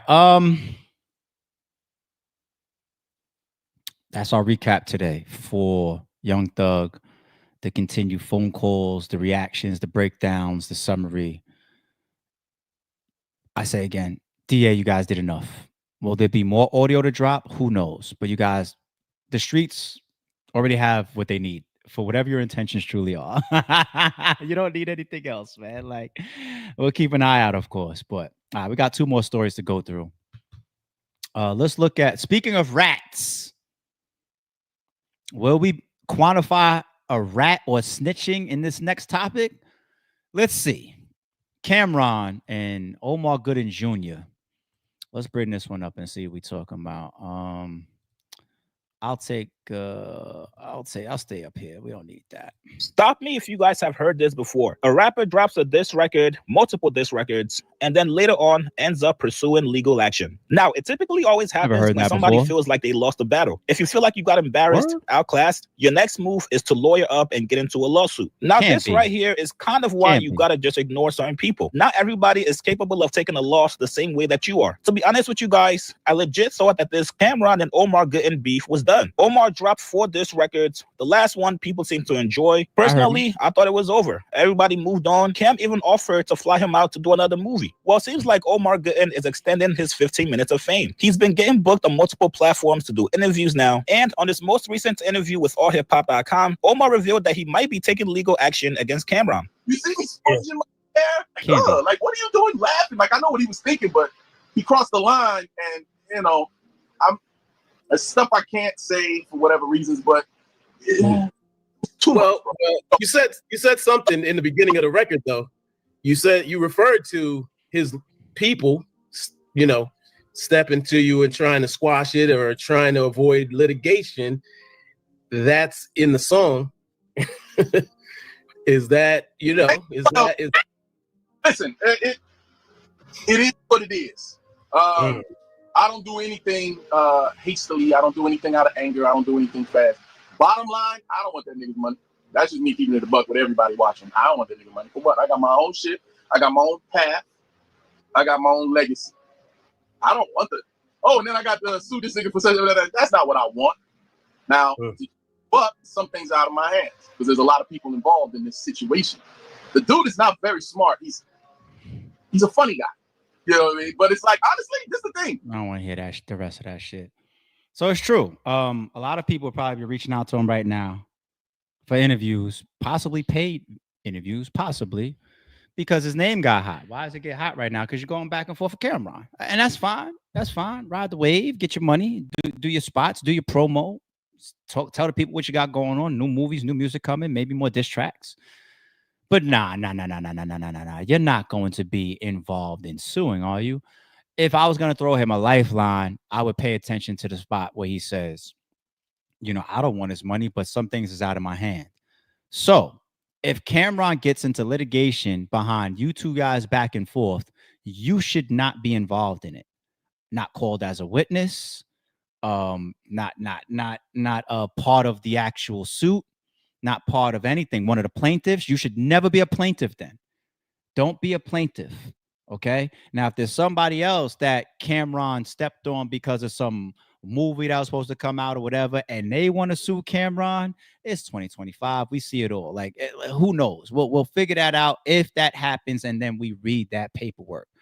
But Omar, you cannot be a plaintiff involved with Camron behind this back and forth, because that is one of the definitions that constitute a fucking rat. You cannot partake in something and then deal with authorities, any type of authority, lawyers, judges, detectives, regular beat police officers, principals, teachers, firemen. You cannot deal with authorities if you partook in it. You can't. That was the Verb shit, for example. Verb got all this back and forth with me and Hitman and all these other people. He's doing all this mudslinging, saying all this nasty, corny, lying ass shit about people, and then had the nerve to tweet some shit about, oh, by the way, when we get to court, I got all the files saved for defamation. Defamation, bitch nigga. You over here talking about women in battle rap, and Holla did this with his girl, and he beat on, and ARP did this or whatever. Bitch nigga, don't ever talk about no defamation. If we got a million tweets of you talking about people, you was involved in this shit, which means now if you want to go to an authority, you was a fucking rat. Omar, you was involved. You had a lot of fun. And I said it before too. When we covered it, I said, yo, Omar's little laugh right there, it didn't seem real. I think Camron heard him with that whole footage of him with the big belly out and everything. You're in there doing push-ups for a fake movie and whatnot. He was hurt. He tried to act like he wasn't. Oh, yeah, that was good. Oh, that's all good. Listen to my next diss album. You was bleeding on the inside. And it looks just like the Drake UMG shit. Even though that involves allegedly billions of dollars. But sore loser type shit. That's rat. That's rat behavior. That's ratting. You can't go to the authorities if you was involved in the shit. When I see Omar Gooden Jr.'s face, or Junior, whatever, Junior or not, don't fucking get mad at me now too. But when I see his face, you know, I want to think about like the iconic characters like he played in Baby Boy and shit like that. That's who I want to see. I don't want to hear his name come up and think like, oh, that's the guy that dropped 4 diss songs on Camron, went back and forth. Camron kicked his ass, pulled some mega moves on him, because you can't tell a man how to react, right? In the midst of a beef, right? You can't tell a man not to stab you if you punch him. You can't do that. right? Unless it's organized and sanctioned. That's the only way you get a fair one. Organized and sanctioned. We both agree we're going to handle it specifically like this. And even then, I'm on guard unless we're walking into a fucking ring with sold tickets and shit. You can't partake in it and then go to the authorities. You're a rat. You're a fucking rat. Allegedly. He's a fucking rat. You better not be a plaintiff in nothing. You's a rat. That'll be your legacy closing out the rest of how, whenever we see your face or hear your name, you will be a rat. That's what you will be. We over here laughing, having a good old time with they back and forth, playing your diss records too. Now we hearing about somebody suing. Rat.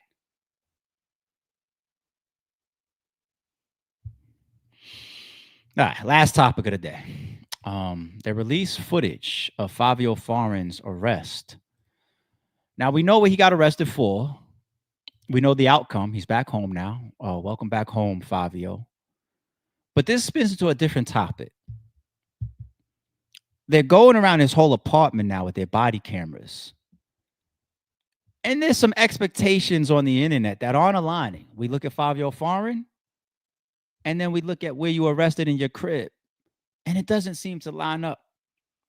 Now I'm going to try to throw the guy a little bit of an out here when we get through this footage. But I'm also going to keep it 1,000, and I'm going to pull up some of his stats, what he's worth. We're going to pull up his Instagram. And I want to try to make some sense out of what people are already. And I'm not making this. I don't do the whole corny ass. I'm acting like it's a narrative that I really want to play on. And I'm making it up like I seen it on it. No, and I never seen it. I did. The guy CC, the light skinned dude CC that does Instagram lives or whatever. That's what I saw this morning. That's how I came across this footage. I saw CC's live and he was up there clowning Fabio Foreign's apartment or whatever. And I'm looking at the apartment. I'm like, all right, is this a topic within a topic within a topic? Let me pull it up to my stream. So let's walk. Let's take a look. On New Year's Day, an encounter outside a New Jersey apartment complex quickly escalated into a serious situation. According to reports, a woman asked Brooklyn drill rapper 5Yo Foreign if he could help jumpstart her car. Instead, she told police that 5Yo pulled out a gun, pointed it at her, and warned her not to park in front of the building again. Witnesses at the scene said they recognized the City of God's rapper and called authorities. Investigators later reviewed surveillance footage, which they say backed up the woman's claims. 2 weeks later, on January 18th, police arrested 5Yo Foreign and booked him into jail. The Brooklyn drill rapper was charged with multiple serious offenses, including aggravated assault, illegal possession of a weapon, and making terroristic threats. Now we have the exclusive body cam footage of that day. They came kind of heavy, didn't they? Look at dude over to the left with the helmet and the full military gear and everything. It came kind of heavy, huh? Damn.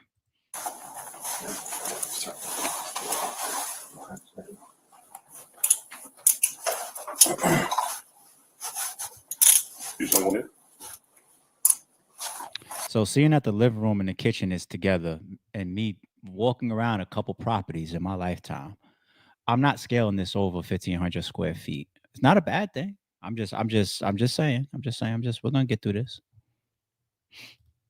Okay, all right, cool. So I don't want to go too much into detail. Obviously, violating your rights. So we're just looking for weapons.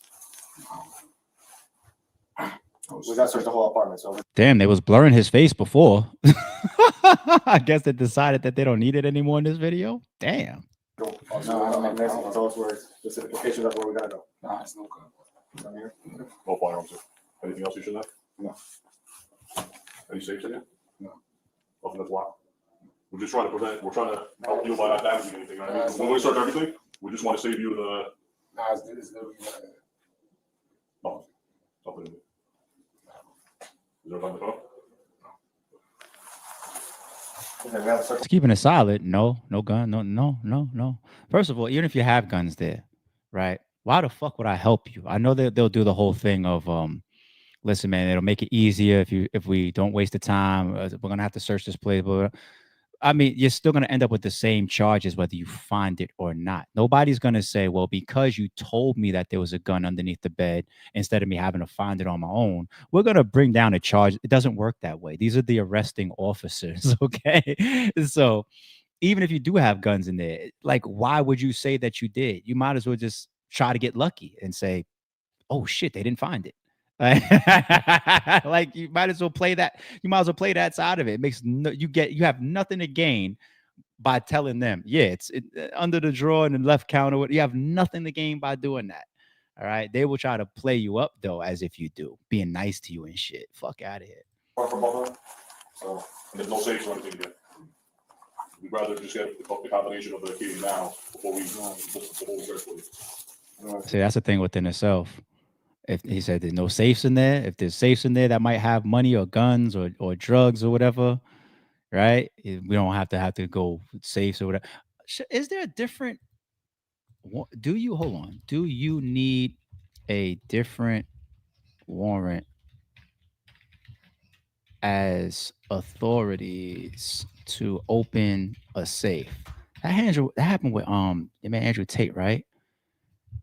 It says yes. Authorities generally need a specific warrant to open a safe, specifically if the safe is locked and is not explicitly listed in the original search warrant. Ooh, hey, you criminals! There goes one for you. There goes one for you. Just found out on accident for you guys. There you go. There you go. Search warrant because terroristic threats. This is all over allegedly a car battery jumping with him and some lady, right? Ain't no reason for them to go to the judge and try to get a warrant for a safe. They don't even know what's in his house. They don't know nothing about no safe. All right. They're not coming for Escobar and everybody already told them, some snitch already told them he's got a safe in the back room or nothing like that. And look what they're trying to talk him even out of the safe. Can we just get the combination now? You need a different warrant for that, pussy. And so he's doing the right things here. Ooh, okay.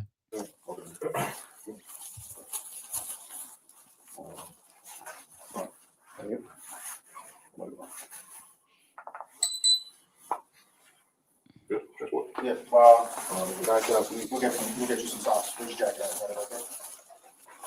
Give me no socks. Hold on.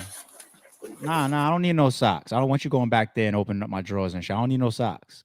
Sit down. They be lying, son. Where's your jacket now? It's like something. You see in the background there, a little bit more to the left, they're blurring the picture. It's a picture of him, I'm pretty sure. So this is 100% his crib. I thought we could see that in a different angle at time in the video. It's under the couch. Under the to the far right. Who's your one? Yeah, like my girlfriend from time to time. What's under? It's like under it. What? What did he just find? Mail with a name that's not his, and he said that's my girlfriend from time to time. So is it your crib? Is mail coming? Is okay. All right. Dominguez.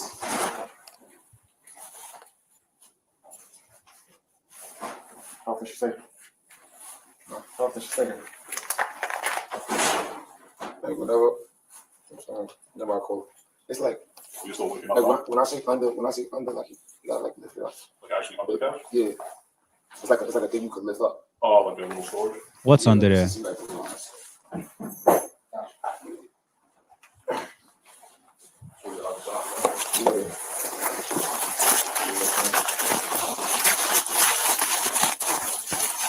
See, there it's not blurred anymore. You see, it's not covered anymore. The picture of him. Whoever's trying to put this footage together to cover certain elements at certain times, you're not doing a good job. First, you was covering him, then you let his face out. Then you was covering the background picture. Now we can see that clear. All right.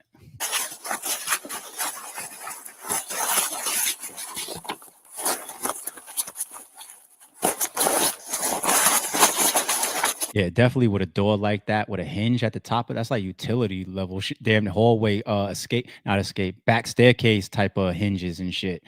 It's clearly an apartment building, which is fine. You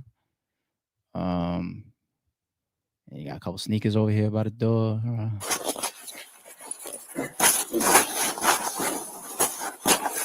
Your jacket right here, all right? Yeah. Toughen it.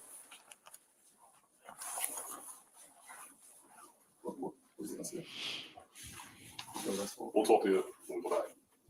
We're just gonna bring you back. Have you hang out there? I'm gonna complete our search and we'll talk to you. He's good? Who's good? Yeah.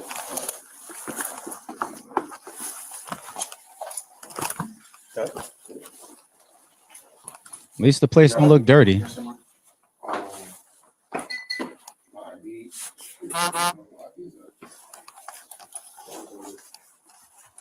Got your Christmas tree up. Bedroom. Okay. This is what I saw CC killing him about. The Air Mattress. Oh shit, my bad. Hold on.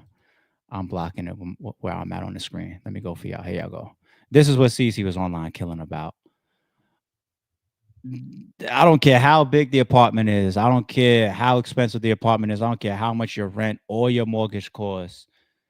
We can't do the air mattresses, people. Like, I got an air mattress in my crib, and it's for times when I have like 10 plus people over and shit. All right. You know what I'm saying? We just out of guest rooms and out of couches and out of areas where people want to sleep or whatever. That's when an air mattress might come out even early. You know what I'm saying? But I got it for like extra guests. Like, it should not be your primary bed if you get into the type of bag that we believe that you get into. All right. This right here is the thing, homie. I'll save it. I'll save it.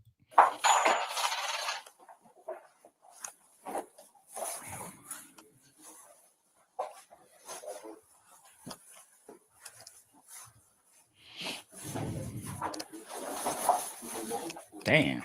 See, you're not supposed to be able. You see the cop that was in the corner right there. You're not supposed to be able to just pick my bed up like that. Just like take two fingers, just because it's just hair. Like the fuck.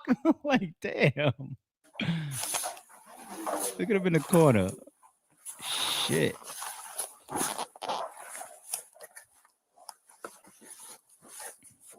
You're not doing a good search job. So you see how shitty of a search job he's doing. This is why I'm not telling you I got shit there.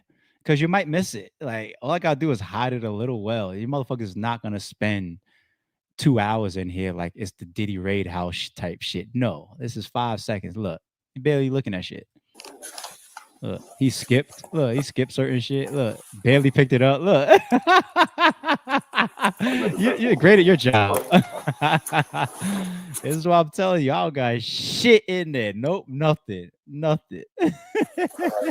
Go find it. Joe checked. Joe, is this the one you checked? The North Face? Oh, that's not you. That's not it. They dead checked his fucking jacket more than they checked his closet. He spent 5 minutes with the fucking jacket, though, right? Oh shit! That's not yours either. Is that a jacket? Sweatshirt or something?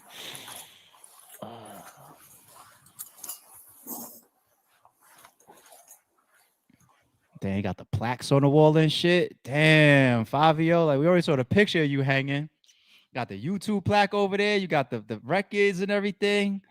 It's your crib, man. Ain't none of that. Like, oh no, this is just like, Where would your jacket be? Don't worry, people. Y'all know I got a little bit more substance. I'm gonna go a little bit more mature in a second. Right now, I'm having fun, but I'm gonna get a little bit more mature when the video's over. I promise. You want a jacket or not? Yeah, I take this. Like, I just keep. Or you want a sweater? Like a sweater? Is it green sweater? Is it green sweater? This? Oh, this is pants. You got this green hoodie or What's in that?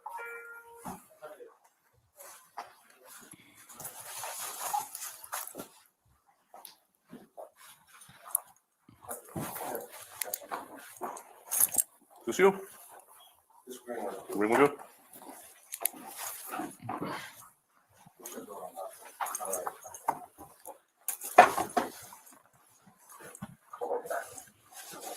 Hey, let me see the whole crib from that angle, man. So again, there's nothing in here that we're gonna have to damage to try to open it. Everything's unlocked, no safes. I'm just going to search it again, okay, before we walk down, just like that one back.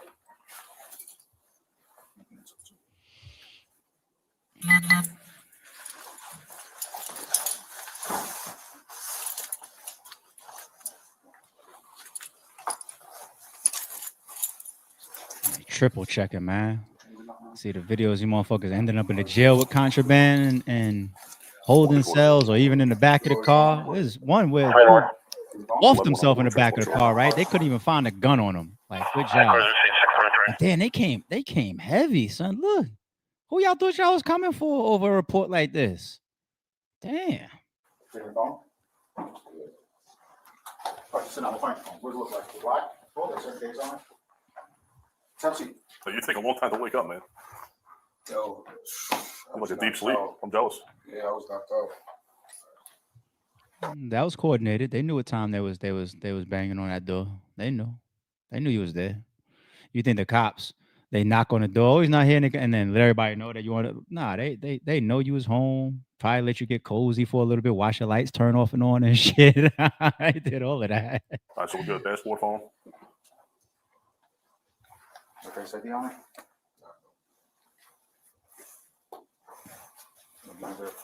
That's a scary tactic, people. There are some police officers that want to allow you to make a phone call, right? If you could bear to not make a phone call right there on the spot, you got to be careful because you give them permission to unlock your phone. They're not supposed to have permission to go inside your phone, once again, unless they have a separate warrant for that. But you give them permission to unlock your phone so that you can call somebody for bail or to help you or to let you know, hey, I'm under arrest or whatever. And now your phone is open. Now, when shit starts getting screenshotted and videos and whatnot, you wonder how they got it. Okay? It's scary tactics that they could use, man. Open it here. Do you want to tell me how to open it? Do you want to get the number? No. He said, no. Good job. If you're really trying to help me, this is what you do. You keep emergency cell phone numbers remembered. I always remember 2 to 3 emergency cell phone numbers, and I'm bad with numbers. If the cop is really helping you, can I call him on your phone? What, bitch, nigga? Yeah, I mean, he's probably gonna say no, and then you got to run the risk of somebody not picking up because they don't have that number saved on their phone on the other side. Cool, but if you can bear to wait until you can make that phone call from the precinct, be careful opening up your fucking phone. All right, we'll get you that number eventually. You see, he threatened them. He said, "Well, we'll get into that shit eventually." You see that? You have to threaten them. Like I said, we'll get you situated, then we'll come back and talk to you. All right? Explain everything.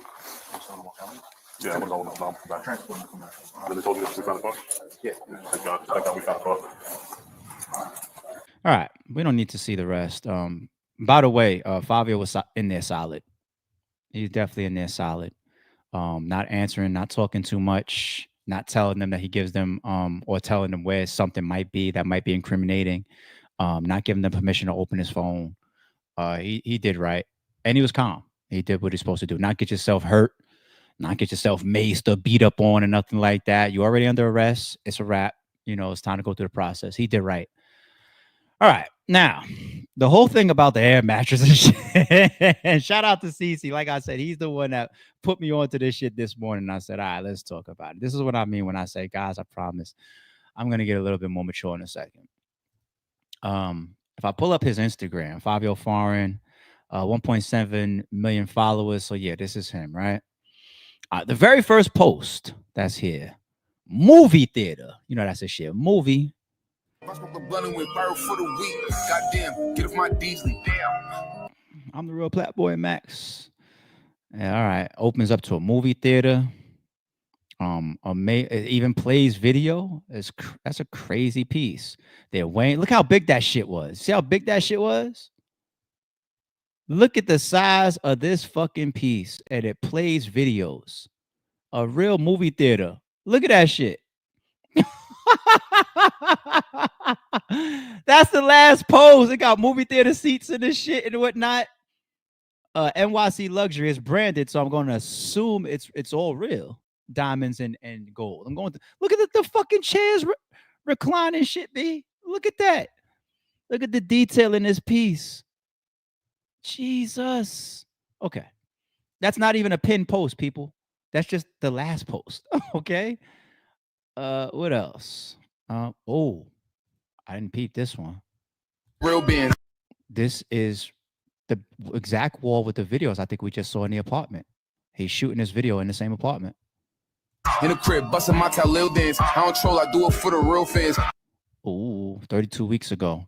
So you've been there for 32 weeks, homie. There's only 4 weeks in a month. At least from this video. Ooh, damn. Now I'm getting too much in my investigation hat, and that's not the route I was trying to go for this topic. I'm really trying to go about money, people, and saving money. I didn't mean this. I didn't think I was gonna see that. Just caught my eye. Okay. What I was really looking for though was posts like this. Okay. Pillars in the house. Okay, pillars. Dining table chairs like this only should go with a big long dining table. Okay. I could just peep out certain small stuff when I look in the backgrounds of cribs, certain cribs. What does the caption say? I don't see a caption to it. All right, right here. Is that the Maybach truck that you're taking a picture in front of? Dope. Okay. She got an ex, but fuck that. We both okay. What else? Any other lavish luxury? Let me say about Jason.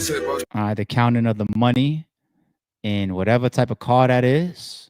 I see the butter pecan seats though, so must be something nice. Okay. Lavish shit is what I'm really looking for this point. That's a nice chain. Nice jewelry. Okay. Hold on. What else we got that's lavish? Lavish lifestyle. What else do we got? Another truck here, right? I assume posting up. Okay. All right. Truck don't make it lavish, but here we go. Cybers and ghosts and all that. Okay. Suvi theaters. Okay. I because people don't be fronting online, right? If you post it up with the cars, that means that they have to be yours, correct? Is that the rule? I'm assuming. Unless you say my boy got some shit. Like, shout out to my man. He just pulled up with the whatever, right? But when I see these pictures, I got to assume as a real nigga, you're saying they're yours. That's what I assume. Right? Lavish life. I'm going to chill out. I'm going too far. Am I going too far? Do I need to go this far down his gram? Am I going too far? All right. Now, to defend him slightly, here's another thing I'm going to do. I'm going to pull up in the background his numbers and his worth. This is his defense. Music streaming and sales collaborations. His breakout single Big Drip released in June 5, 2019. Damn, 6 years goes quick. It gained platinum success, launching his career. Okay. Streaming platforms like Spotify, Apple Music, and YouTube provide substantial royalties from millions of streams. Okay. His 2022 debut album, Bible, debuted on number 9 on Billboard 200, moving 29,000 albums equivalent units its first week. Okay. Live performances and touring. Fabio is known for commanding substantial performance fees, estimated in some sources at $20,000 to $100,000 per show. That's great fucking money. I don't know how often you're doing those type of bookings, but that's good numbers. Appearances at major festivals, clubs, and tours continue to be a major revenue driver for him. Merchandise and brand endorsements. He sells branded merch, hoodies, t-shirts, accessories. That same Instagram that we were just on, I see a lot of stuff that looks like he's definitely modeling and promoting certain brands of clothing, which is good. Another source of revenue. On the YouTube digital revenue side, his YouTube channel with over a million subscribers and hundreds of millions of views. Hundreds of millions. If his career pretty much kicked off in 2019, if since then his YouTube channel has monetized hundreds of millions of views, that's a lot of money. That's a lot of YouTube checks. I know YouTube people. That's a lot of YouTube checks. All right. With the estimated revenue ranging from $9,900 to $29,000.7 per month. So you could round and pretty much say anywhere from 10 to 30 grand per month based on his YouTube analytics. Okay. Investments in asset holdings. In 2024, he invested approximately $90,000 in rental property, signaling a move towards passive income and asset diversification. I always preach diversify your portfolio, multiple lanes of income. His asset portfolio includes luxury cars such as Lamborghini Urus, which is over $200K, Mercedes G-Class, which is over $130K, and a Rolls Royce, which is over $300 grand. Okay. His overall estimated worth is $1.5 to $2 million. There lies where I say we're going to get a little bit more mature here and try to bring a calculator out and see if there's any learning opportunities and jewels in here for all of us. Okay.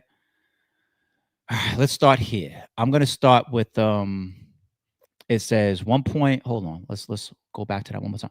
1.5 to 2 million. I always like to do the justice of going to the higher end in points like this. So let's go to $2 million. I'm gonna take a calculator. I'm gonna do 2, and you know how many zeros you need, right? 6 zeros. I'm at 2 million. Let me go in the background and let me ask a question of how much money do you have to pay in taxes on $2 million? I got my O's correct. Hold on. I need my 6 zeros. 1, 2, 3, 4, 5. Hold on. No, that's 200.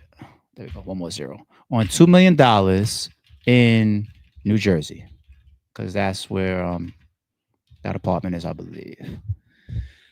Let's see what comes out of the 2 million. 500 to 1 is 8.9%. 1 million and above is 10.75%. So 2 million. Where's my phone? Let me do that real quick. That's an ugly number. I know that. But 2 million times, what is it in Jersey for that bracket? That bracket, 1 million and above is 10.75 times 10.75%. That's $215,000. Okay, so we had 2 million in my calculator over here, minus 215,000. Okay. All right, we at 1.785 now, people. Let's say everything that also was reported for some of those, can't call them assets, we'll call them liabilities, was true. So let's go up here. We say the Lamborghini Urus, let's subtract another 200,000 equals, now we have 1.58. It said the Lamborghini, the G-Class 130. Let's subtract another 130. 130 grand equals, we have 1,455. And let's take off another 300 for the Rolls Royce, minus 300,000, 1.155. Now, of course, this isn't going to be completely accurate because this could, let's say, happen in year 2020. We're only equating for 1 year, and he has money that continues to roll, streams, his YouTube that we said makes anywhere from 10 to 30 a month. His shows that he continues to have money coming in and rotating, but you also have money going out. You have expenses, you have your livelihood, you have your pleasures. I don't know how much that movie chain is that we saw on his Instagram. But one thing they also gonna have as well is your taxes, right? So if he's remaining over the $1 million bracket every year, ever since he had his Big Drip song come out in 2019, it's still 215 off the rip. And that's if he's still filing for at least $1 million plus coming in Jersey every year since 2019. So if you have any down years from your biggest year of what they're saying, your worth is from 1 to 1.5 to 2. I went to the higher end. I went to 2 million. All right. So it could be more than 10.75. Right. But if you are still a millionaire year and year, as far as what your worth is, ever since you came on the scene in 2019, did he have any down years? Did he consistently make his top at that $2 million mark per year over the last 6 years? Was he incarcerated for just half a year? Okay. All right. So we're already at 1.1, looking at just 1 year. If I want to be an asshole, because all your jewelry is real. So I'm going to just be an asshole and say, subtract another $500,000 in those watches and that big movie chain and all the other Cubans and everything. Only $500,000. I should be putting more if all this jewelry is real, but just 500. Okay. We are now down to 655. And this is how it happens just that fast. You want the clothes now? You want any other cars now? You want you're paying for anything out of your own pocket, your budget, videos, anything like that? Are you paying for features? Do you have a girlfriend? Are you buying shoes and bags for these women like y'all be rapping about on all this shit? Y'all wear $1,000 glasses, $1,000 belts. When this shit adds up, this is how people go broke. And I don't know if 5-year-old foreign is broke. And I'm not here trying to make the point that 5-year-old foreign is broke. I'm just trying to say, when I look at what you're showing me in the clothes, the jewelry, the cars alone, let alone the year-round life cycle, you may be in the red with those type of liabilities that you also have. And that's the only thing I can get to when I see that you are at one point looked at as being worth at least $1.5 to $2 million. Yet we go into your fucking apartment that's hanging your plaques and your pictures, and there's an air mattress in the fucking bedroom.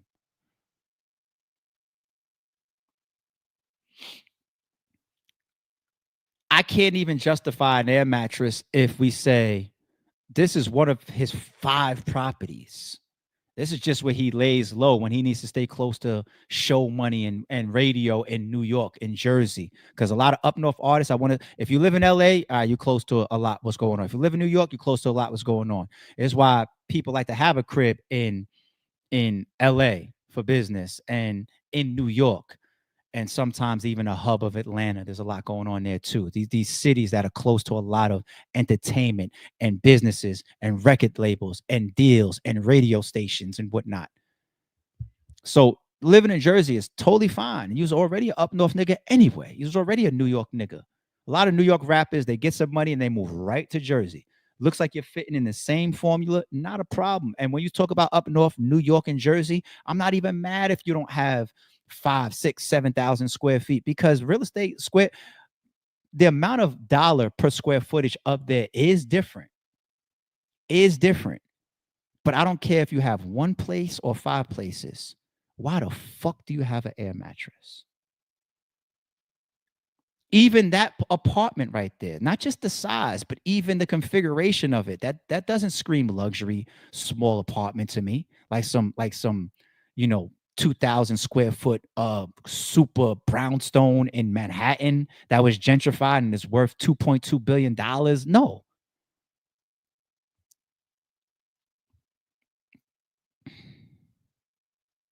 I ain't saying he's stunting. But if he is, he's one of many rappers. There could be a stunting factor there. But I do believe that you made a good amount of money. And I also believe that you spent a lot of money. So money management is the most important jewel here. The moment I make $1 million, I ain't going to buy a Urus and a Ghost and a big chain. Y'all niggas is crazy. Like 50 Cent lived on a road for his first year when Get Rich or Die Trying dropped. He didn't know what his future was going to hold. He bought that Tyson shit after. He said, now I'm set. I got it. I'm here. I know exactly where I'm at now. Motherfuckers spend too fast, not knowing that 2 years from now, 3 years from now, possibly 5 years from now. And then I got to watch videos of him coming out, talk about, yo, Black Boy Max, man, let's do this boxing pay-per-view event. Niggas that got money like that ain't trying to fucking waste time doing some boxing event with a streamer. I see you on these Instagrams with all the chains and the cars and everything. But when the cameras is off and you go home, you walk through the apartment door of 800 square feet. And when you go to sleep at night, you're on an air mattress. It don't add up, my nigga. It don't add up. And these fucking arrest and interrogation videos and whatnot is flaming people, son. So why you're not going to see a lot of artists and battle rappers and a lot of people's not going to do an MTV Cribs, How I'm Living. They're not going to do it. Your favorite battle rapper, if you go walk through their crib right now,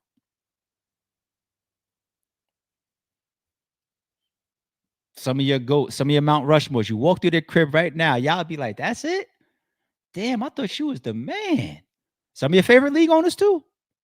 Some of them. It's like, that's it? I thought you had it like that. Like, I'm wrong. It's more than meets the eye. All right, that's it for today. What do we do? We already did 3 topics today, right? We did Cam and Omar.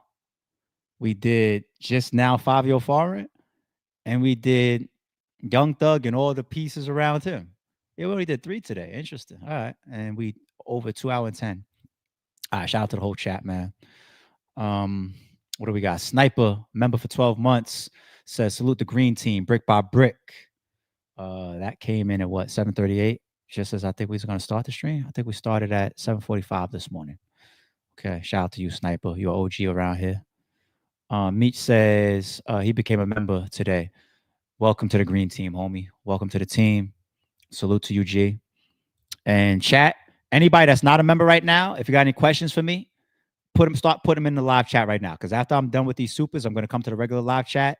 I'm going to spend a little 5-10 minutes or whatever for the people that be like, damn, ARP spends so much time on the members, as I should. But today, I want to do a couple answer questions for just the regular chat to remind y'all that, you know, I respect who you are in here, period. Okay.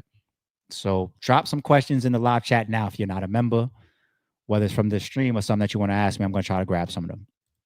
All right. Content of Interest TV says, even after Gunna took a plea, Yak Gotti took it to trial and still won. What does that say? I got to go back and play Yak Gotti's Vlad interviews. I was skipping them back then. I'm going to go play them now and look more into Yak Gotti's whole YSL trial process and come more up to speed. That is the most solid of the solid based on some of the codes that people preach to us, is you fight. You take it all the way to the end. No stipulations like, well, he told, so I tell, or he took a plea, so I'll take a plea. Like, none of that. John Gotti had that shit where they went to his son and offered his son a plea. And John Gotti went to his own son and said, we don't take plea. He wanted his own son. You see how Doug put out that tweet saying, I don't want my mama to go through this again behind my brother? Pull it up. We did it on the stream maybe a month or 2 ago. John Gotti was mad at his own son and said, we don't take no pleas. And then his son retracted, went back to the government and said, I ain't taking no plea. They talked him out of it. Later on, they came back to him again, and he ended up taking that plea, but that was against his father's will. That's really practicing what you preach. Some of these motherfuckers are talk it. They don't live it. John Gotti is already spending time in jail at this time. And now here's your son out there making a way, doing his thing. This is my blood. This is my creation. This is the most priceless thing to me, most valuable thing to me in this world, my child. I told him all the way to the end, no plea. And everybody want to rap about mafia and right? Everybody want to stress and dick suck the Italians and shit. And y'all don't walk none of that walk. I don't walk none of that shit. All right. Jay says he doesn't sound like Averb to you plotting hard. Oh, yeah, we brought this up. Yeah, you know verbs, the verbs of the world. He got rat tendencies, talking about defamation. Rat. He a rat. He been a rat. Anyway, I'll stay away from that guy now, though. I don't want no more funk with that guy. He's a rat. He's a weirdo. He's a liar. I don't want no problems with that guy. I don't want no interactions with him. I want to stay. I never want to see him again or talk to him again in my life. He's a rat. He's a dishonorable piece of shit type of human being. I'm cool. Allegedly, there is more audio coming. Oh my God. I have no problem. I enjoy this topic, obviously. And there's a million other things we could be talking about. We're not banking on waking up to more Young Thug news. I'm here 7 days a week. We got shit to talk about, but damn, I thought today is like, we're going to do the whole audio now with all the context, 45-minute video. And that's probably it. The DA is done with this guy, right? They're leaving him alone. We'll see, Jay. Sheesh. Jay with the super sticker as well. Appreciate your love. Nikita, our member, says, hit that like button, ARP, for what he do for us. Thank you. I appreciate that love. I'm here. I'm riding. I'm on the front line of the line. Jay says, X Factor voice, priorities. People that aren't used to money run through. We need to make moves towards generational wealth. Lord willing, pray. Yes, Jay. I had a major purchase this year that I was eyeing that I put off. I can't even tell you because then there'll be a whole nother level of Averb pocket watching going There was a major. I was having a conversation with my boys and everything, and I put it off because I just got some other stuff going on, and I prioritize things. I think that we should fuck me. I think we should always look at our savings account or aim to put ourselves in a position where we look at our savings account and see a true safety net that makes us sleep comfortable. You know, you can't have 3, 4, 5, 6, 7, 8, 9, $10,000 per month rent or mortgage coming in monthly, a ghost in the garage downstairs, a Lamborghini and Urus in the garage downstairs, and you only got 20 grand in your savings account. You just can't do that. You can't. Getting I got 2 cars serviced this month. It pissed me off. One car I took in, it was having a what's the coolant leaking, right? And while I had it there, we also serviced it. One of the tires got changed. They called me, said one of the rear tires is bald. You know, that you can have fucking sliding if one is good and one's not, if it's wet on the road. You're right, let's be safe. Anyway, with the service, the leak and the tire, I think it was like 2 grand or something. Nothing crazy. Nothing too crazy. Then I was just brought in my other one last week, another one. I had 3 cars. My second car I brought in, and I'm the one that said I want to change the front 2 tires because one of them had a titty in it. You know, you hit a pothole and you see the bubble in the tire. One of them had a titty in it, and the other one, for whatever reason, I kept having to fill it up at the gas station. So I go to gas station every time I drive that fucking car and have to fill up the front 2 tires. Probably that becomes inconvenient. It's annoying, and you got to be careful. You fuck around and be an emergency or be stuck somewhere. And I don't even use run flats on that particular car anymore. I used to always ride run flats, but I was talked out of run flats by a tire specialist, and I got a spare anyway, so I left it alone. Anyway, while I'm there, they called me about the rear tire. Say the rear tire is bald. Plus, there's a bend in the rear tire that's causing a little bit of shake in the drive that I didn't even notice. So I had regular service that was done. I had the rear rim sent out to be balanced and smoothed out. 3 tires replaced, and these are expensive tires that's on this type of car and these type of rims. It came like 3,400 or whatever. So within August, yeah, we're in September now. Within August, 2 of my cars randomly, I didn't think so. Like, let's say rounded to like 6 grand, right? And I wasn't ready for that, but it is what it is. Gotta swipe it. The only reason I went into that, my little August, when it comes to just 2 of my 3 cars, right, is because that cost me a quick 6 grand, 5,500, whatever, in August. If you got the Rolls Royce in your garage and the Aventor, Lamborghini, and all this type of shit, you know what maintenance on those cars costs? You might not have tires that you're changing like me and a leak, or you know what, just the base core service for those cars that take them in is thousands of dollars. This is the type of shit that adds up. And if you only got $20,000, $30,000 in your savings account, just to keep that car on the road might take 30% of your savings. Just like that. And you don't got nothing else going on. I told y'all the story of my main water line that cracked. And then I did one of my AC units within like the same month, or at least within like the same 5 to 6 weeks. The main water line was crazy. And you can't even wait. You can't, it's not that you can't fix it. Random. Just a random boom. While my fucking water bill was still going up because of the running water and all that type. It's just like, oh, gotta do this. Random shit. You know? So I wanted to be clear on that about Fabio. It's like the man is reported at whatever year worth $1.5 to $2 million.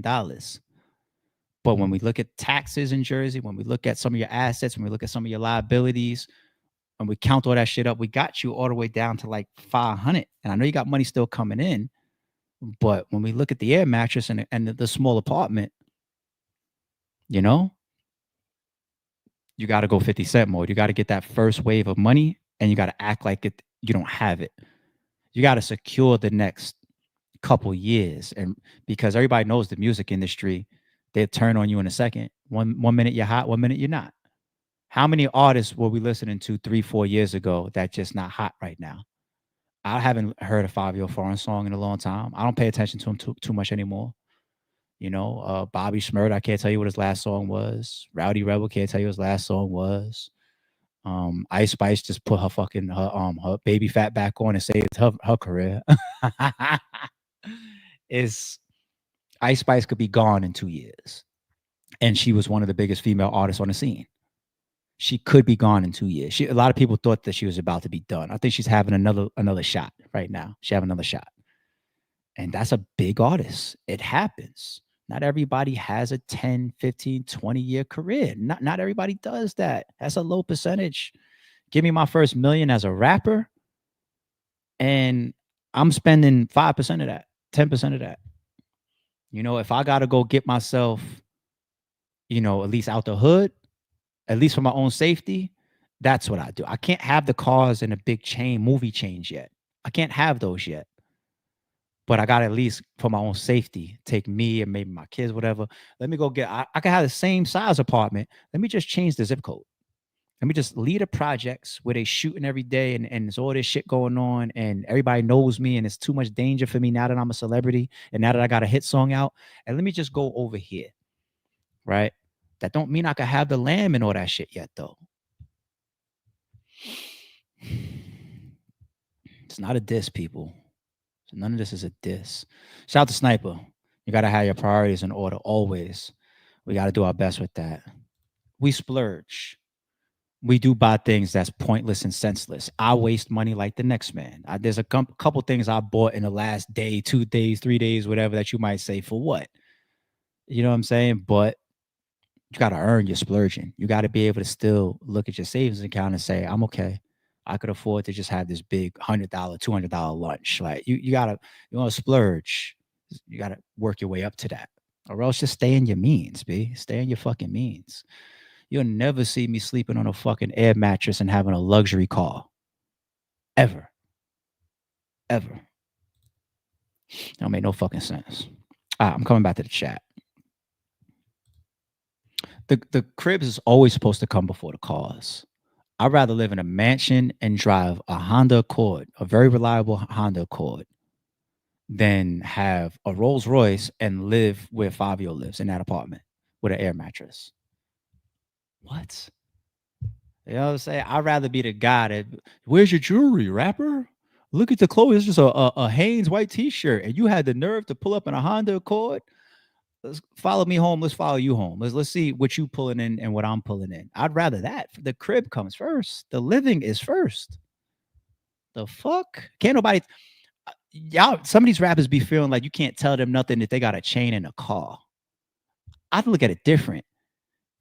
If I live like this, you can't tell. There's nothing you could talk to me about. You can't even get the type of mortgage that I have unless the banks are looking at you a certain way for 30 years. Not just you got to hit single.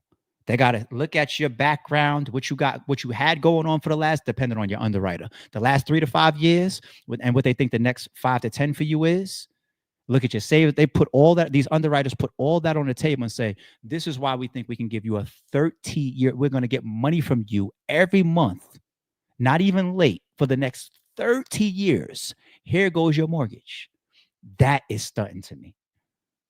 Walk inside my crib and then say, wow, this is nice. I don't give a fuck about how you see me pull up. You know what I'm saying? And if I do pull up nice, just know that came after.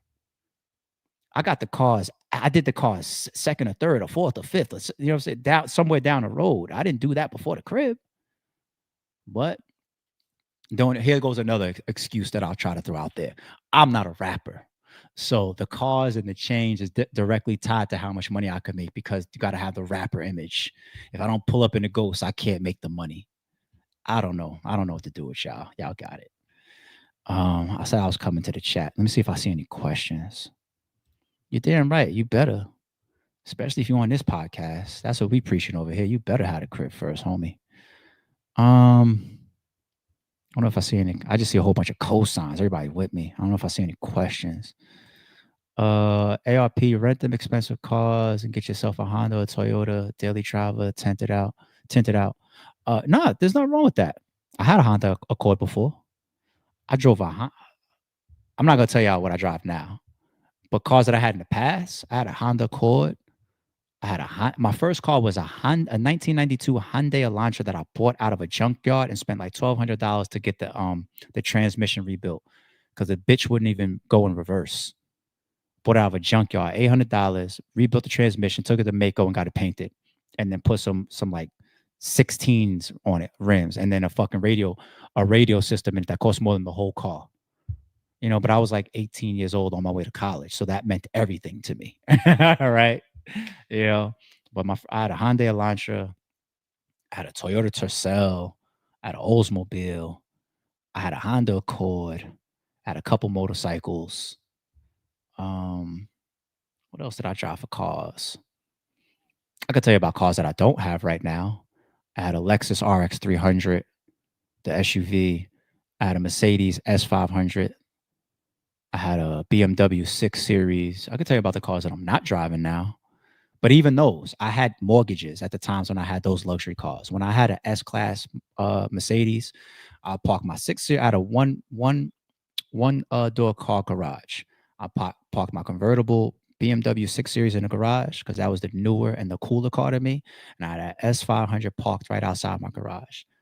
But I had a mortgage on a 2-bedroom crib, 2-bedroom townhouse. I had a mortgage though. I owned property before I had my luxury cars. You know what I'm saying? So it's an order of events, people. Nigga said a couple hundred for an oil change or the rolls or some shit or lamb and all that. God forbid you get a scratch or something. And even the mechanics on that shit. You know, some of these cars, the sensors, they don't really be a problem with the car, but the sensor is acting up. Okay, $500 for the sensor, $1,000 for the sensor, and then X amount for the labor. Like, it's just... Cabo said, I have 2 cars, about to get my motorcycle back and get an RV, and then I'm done with the toys. At least you understand that they're toys. That's what I'm saying. That's important. I'm trying to see if I see any questions. Everybody's just on a grown man and grown woman in here now in the chat. Oh, y'all really went in ever since the 5-year shit. I'm scrolling up. I don't see no questions from the chat. I mean, I'm fine with that. Y'all are killing that 5-year topic. I'm scrolling up and all I see is the 5-year topic. All right, fuck it. Y'all don't need nothing from me, chat. Don't say that I don't double back over here to show love. He only answers the members. I'm really looking. I don't see nothing. I'm trying. All right, shout out to the entire chat. Fuck it, I tried. Jay, you don't count. And Jay already knows she could fucking hit me up off the stream whenever she wants to talk to me too. Appreciate you, Mont. Thank you.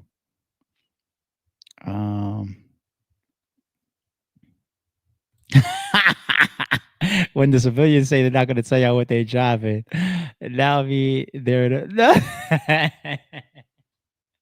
I ain't in shit. Don't worry about that. Yeah, them shits is ugly. I do not drive no Cybertruck. Them shits is ugly. I seen like 1 or 2 that's modified a little bit. That I was like, that's cool, but I think that Cybertruck ain't my style. I'm cool on that. I do the personal. We talk about financing and jewels all the fucking time for like the last 10 years. You want dedicated videos. I get it. Them shit's going to do 300 views and the channel is just going to show me. Y'all don't give a fuck about that. Let's go back to exposing Young Thug. I promise you. You know what I'm saying? That's why I drop my jewels in here. I pay my karma forward. I preach positivity. I try to give some game. And the people that I talk to, I give tons of game. You know what I'm saying? But if I come up here, you know what I'm saying? And this video, you know, is titled, Let's Talk About Financing. None of y'all are clicking it. So I do what I do where I can. You know what I'm saying? Let's be real. Who, me? I ain't cooking shit. I rarely cook. I got all 3 apps on the front of my phone. DoorDash, Grubhub, and Uber Eats. What? I spent way too much money on food.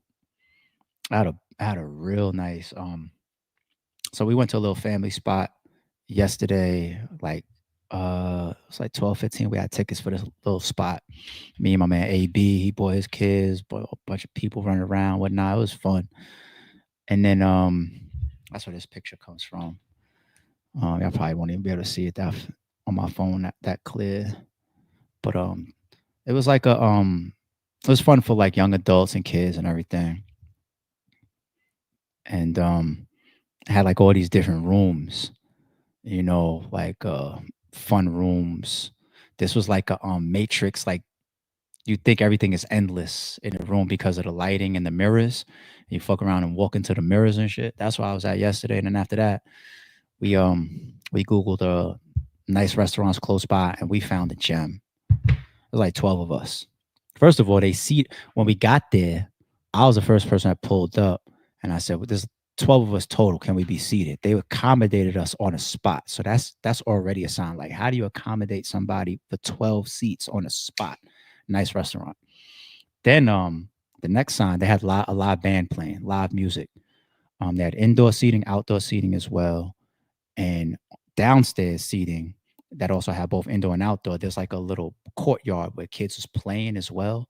So while the food is getting cooked and everything, the kids were able to be outside. It was such a dope vibe. But the food. So I looked at the menu and it's my first time there. I over ordered. I didn't give a fuck. I was like, I'm trying everything. I got greedy. For my appetizers, I ordered the Brussels sprouts. I love fried Brussels sprouts. And they were sweet and they were fried crispy perfectly. I had like a little cream cheese base to it. It was crazy. We had the Cinnabon roll as well as an appetizer. I know it sounds like a dessert. I had the bang bang chicken. Came with like 2 different sauces. That was crazy. My man AB had like the pretzel dip. He said that was crazy. That's the only thing I didn't try. That was on the table. But for my main, I had a lobster roll. It was on everything I'm saying is a 10. I had a lobster roll. And it was brunch, so they was able to serve us from the brunch menu. These like raspberry French toast type of, I don't know, man. My lobster roll came with truffle fries too, and I had 1 drink. I had a spicy margarita and water. Right. Anyway, from the 12 of us that was there, bill came to like a little over 7, and me and my man AB, we was only 2 men at the table, so me and him split it. So like 3 and change each or whatever, 360, 370 each, whatever. But I ordered enough for me that could have fed 3-4 people. Like you can consider that a waste of splurging. Like, do you need 3 appetizers? Do you need 2 main? No, you don't. You don't. But that's all part of that conversation. And there should be your times to splurge if you work hard as well. But have your backdrop situated. But I also was mentioning, Jay, I don't cook that much. Yesterday, I ate like a king. I'm gonna do the same thing today too, but it's gonna come from one of these Grubhubs or Uber Eats or DoorDash. It's gonna come from one of them. Cause I ain't leaving the house today. I'm in the house all day. When I cut the stream off, I'm gonna hit the gym. After that, I'm gonna catch up on some emails. I'm gonna do some editing for this and eat. Maybe find a good movie to put on. That's it. I ain't doing shit today. I ain't outside today. What else do I see from the chat? Monte Carlo 2002. Dope. Okay. What else is going on here at the bottom? Yeah, we hitting this gym. What is this, Capo? Capo said, I told y'all if we do this meet and greet, I'll do the cooking. So it's possible we put something together for maybe 2026. I think I mentioned it would be cool, like if maybe we added some battles to it or shit. Every mod would have to be there though. Right? Every mod would have to be there. We would need not a buy-in, but a commitment from a certain amount of members. Or else what's the point of doing a meet and greet? You know what I'm saying? If I'm gonna show up there and the only people that's gonna be there is regular people to just watch the battles and shit. Like, some of us already met ARP in person just from RBE over the last 10 years. Like, is it a sorry it's true joint and we're happy to add some battles, or is it an RBE thing? Like, don't try to trick me into doing some RBE shit. Shout out to Capital, man. Everybody, we'll continue to talk behind the scenes. We'll figure something out. Sniper says pulling up. What's up, Melly? I see Melly in the building. I want to meet ARP and Jay. I always enjoy meeting people in public. I do a lot too. airports, malls, out and about. I told y'all a story. I was in Vegas one time with Ant from RBE, not my man AB, but taller Ant. And he saw it. Like, he walked around the corner because I hit him, like, yo, I'm over at this spot over here. He met up. I was standing in the same spot talking with a supporter for like 40 minutes. Just met him. I walked by, yo, hey, RPL, what's up? We started talk about battle rap, and I hung out with him for like 40 minutes. I'm out in Vegas, supposed to be running around having a great time. You know what I'm saying? Kicked it with a supporter for like 40 minutes, B. You know what I'm saying? That was dope. I met these supporters. This is my last Vegas trip. Where is it? It's on my gram somewhere. Where is it? Two young ladies that had a section that was right in front of us. And they asked for an autograph. And I've signed autographs less than 10 times, I'll be honest. But and we didn't have nothing. It was like, just write it on us. It was one of the most bugged out things ever. You know, is that, wait, hold up. See, this is me, my man, Dr. God, when we was at Dreas. What month is this? This was the last time I think I went to Vegas. Yeah, this is March. Yeah, this is March, a couple months ago. Yeah, I think this is the last time I went to Dreas. But this is us at Dreas, and that's our section upstairs during the beach party. You know how that go. That's a Big Sean performing. Oops, my bad. That was our little section that's by the glass. You know, whatever. But yeah, these two girls was in front of us, and they said, fuck it, just write it on us. And that's kind of like my ARP signature right there. So I just wrote it on both of their arms. That's probably the most bugged out autograph that I've ever given on somebody's arm, knowing that the moment you take a shower, it's gone. But they was just like, fuck it. That was humbling as shit. Like, yo, somebody that wants you to sign their skin. That was different. I ain't gonna lie. I really appreciated them for that. I was like, man, y'all really fuck with the movement. Y'all really support. If you're willing to get an autograph that's gonna wash off tonight. You know what I'm saying? That was love. That was love. But anyway. I like all my own pictures. Be your first supporter. It's also a social media thing. The moment you upload a video, I learned that even from YouTube when I started YouTube over 10 years ago. It's a habit for anything that I put up. If you upload a video, be the first like. YouTube adds up the initial likes based on when it's first published to determine whether something is viable to continue to promote out to more people. Facebook does that. Instagram does that. Twitter does that. YouTube does that. That's some social media game for you. So not only do I appreciate my own shit, be my own supporter first, but it's also a social media thing. So be your own early like. Trust me, it's a real thing. Go Google it. Go look it up. Yeah, you should. See, there goes a gem for y'all. You see what I'm saying? Game. See, there y'all go. All right, I'm about to get my ass in the gym. One love, y'all. Enjoy the rest of y'all Labor Day. I don't know what y'all got going on today. Whatever y'all got going on, be safe. Like I said, the furthest I'm going today, I lied if I said I'm going outside. If I go outside, I'm going to the mailbox. That's as far as I'm going today. Mailbox. The rest of y'all, be safe. If you're drinking, drink responsibly. You know, shit be turned up with the police out there on the holidays as well. They be extra out there. Like, oh, we catching some of y'all. Be careful out there. You know what I'm saying? Y'all be safe. And I'll catch y'all tomorrow morning. It's Tuesday, right? We back to regular time. Being that it's not a holiday, 6 a.m. I got y'all. Don't confuse silence with work ethic. I'm a boss making decisions, my first fetish. The verse cherished is perfect, that's a reverse blemish. I drop it, connected the block, learn Tetris. This is the Sorry True Podcast. Welcome to the house of. And shout out to the members. Without my thing, still got a gun.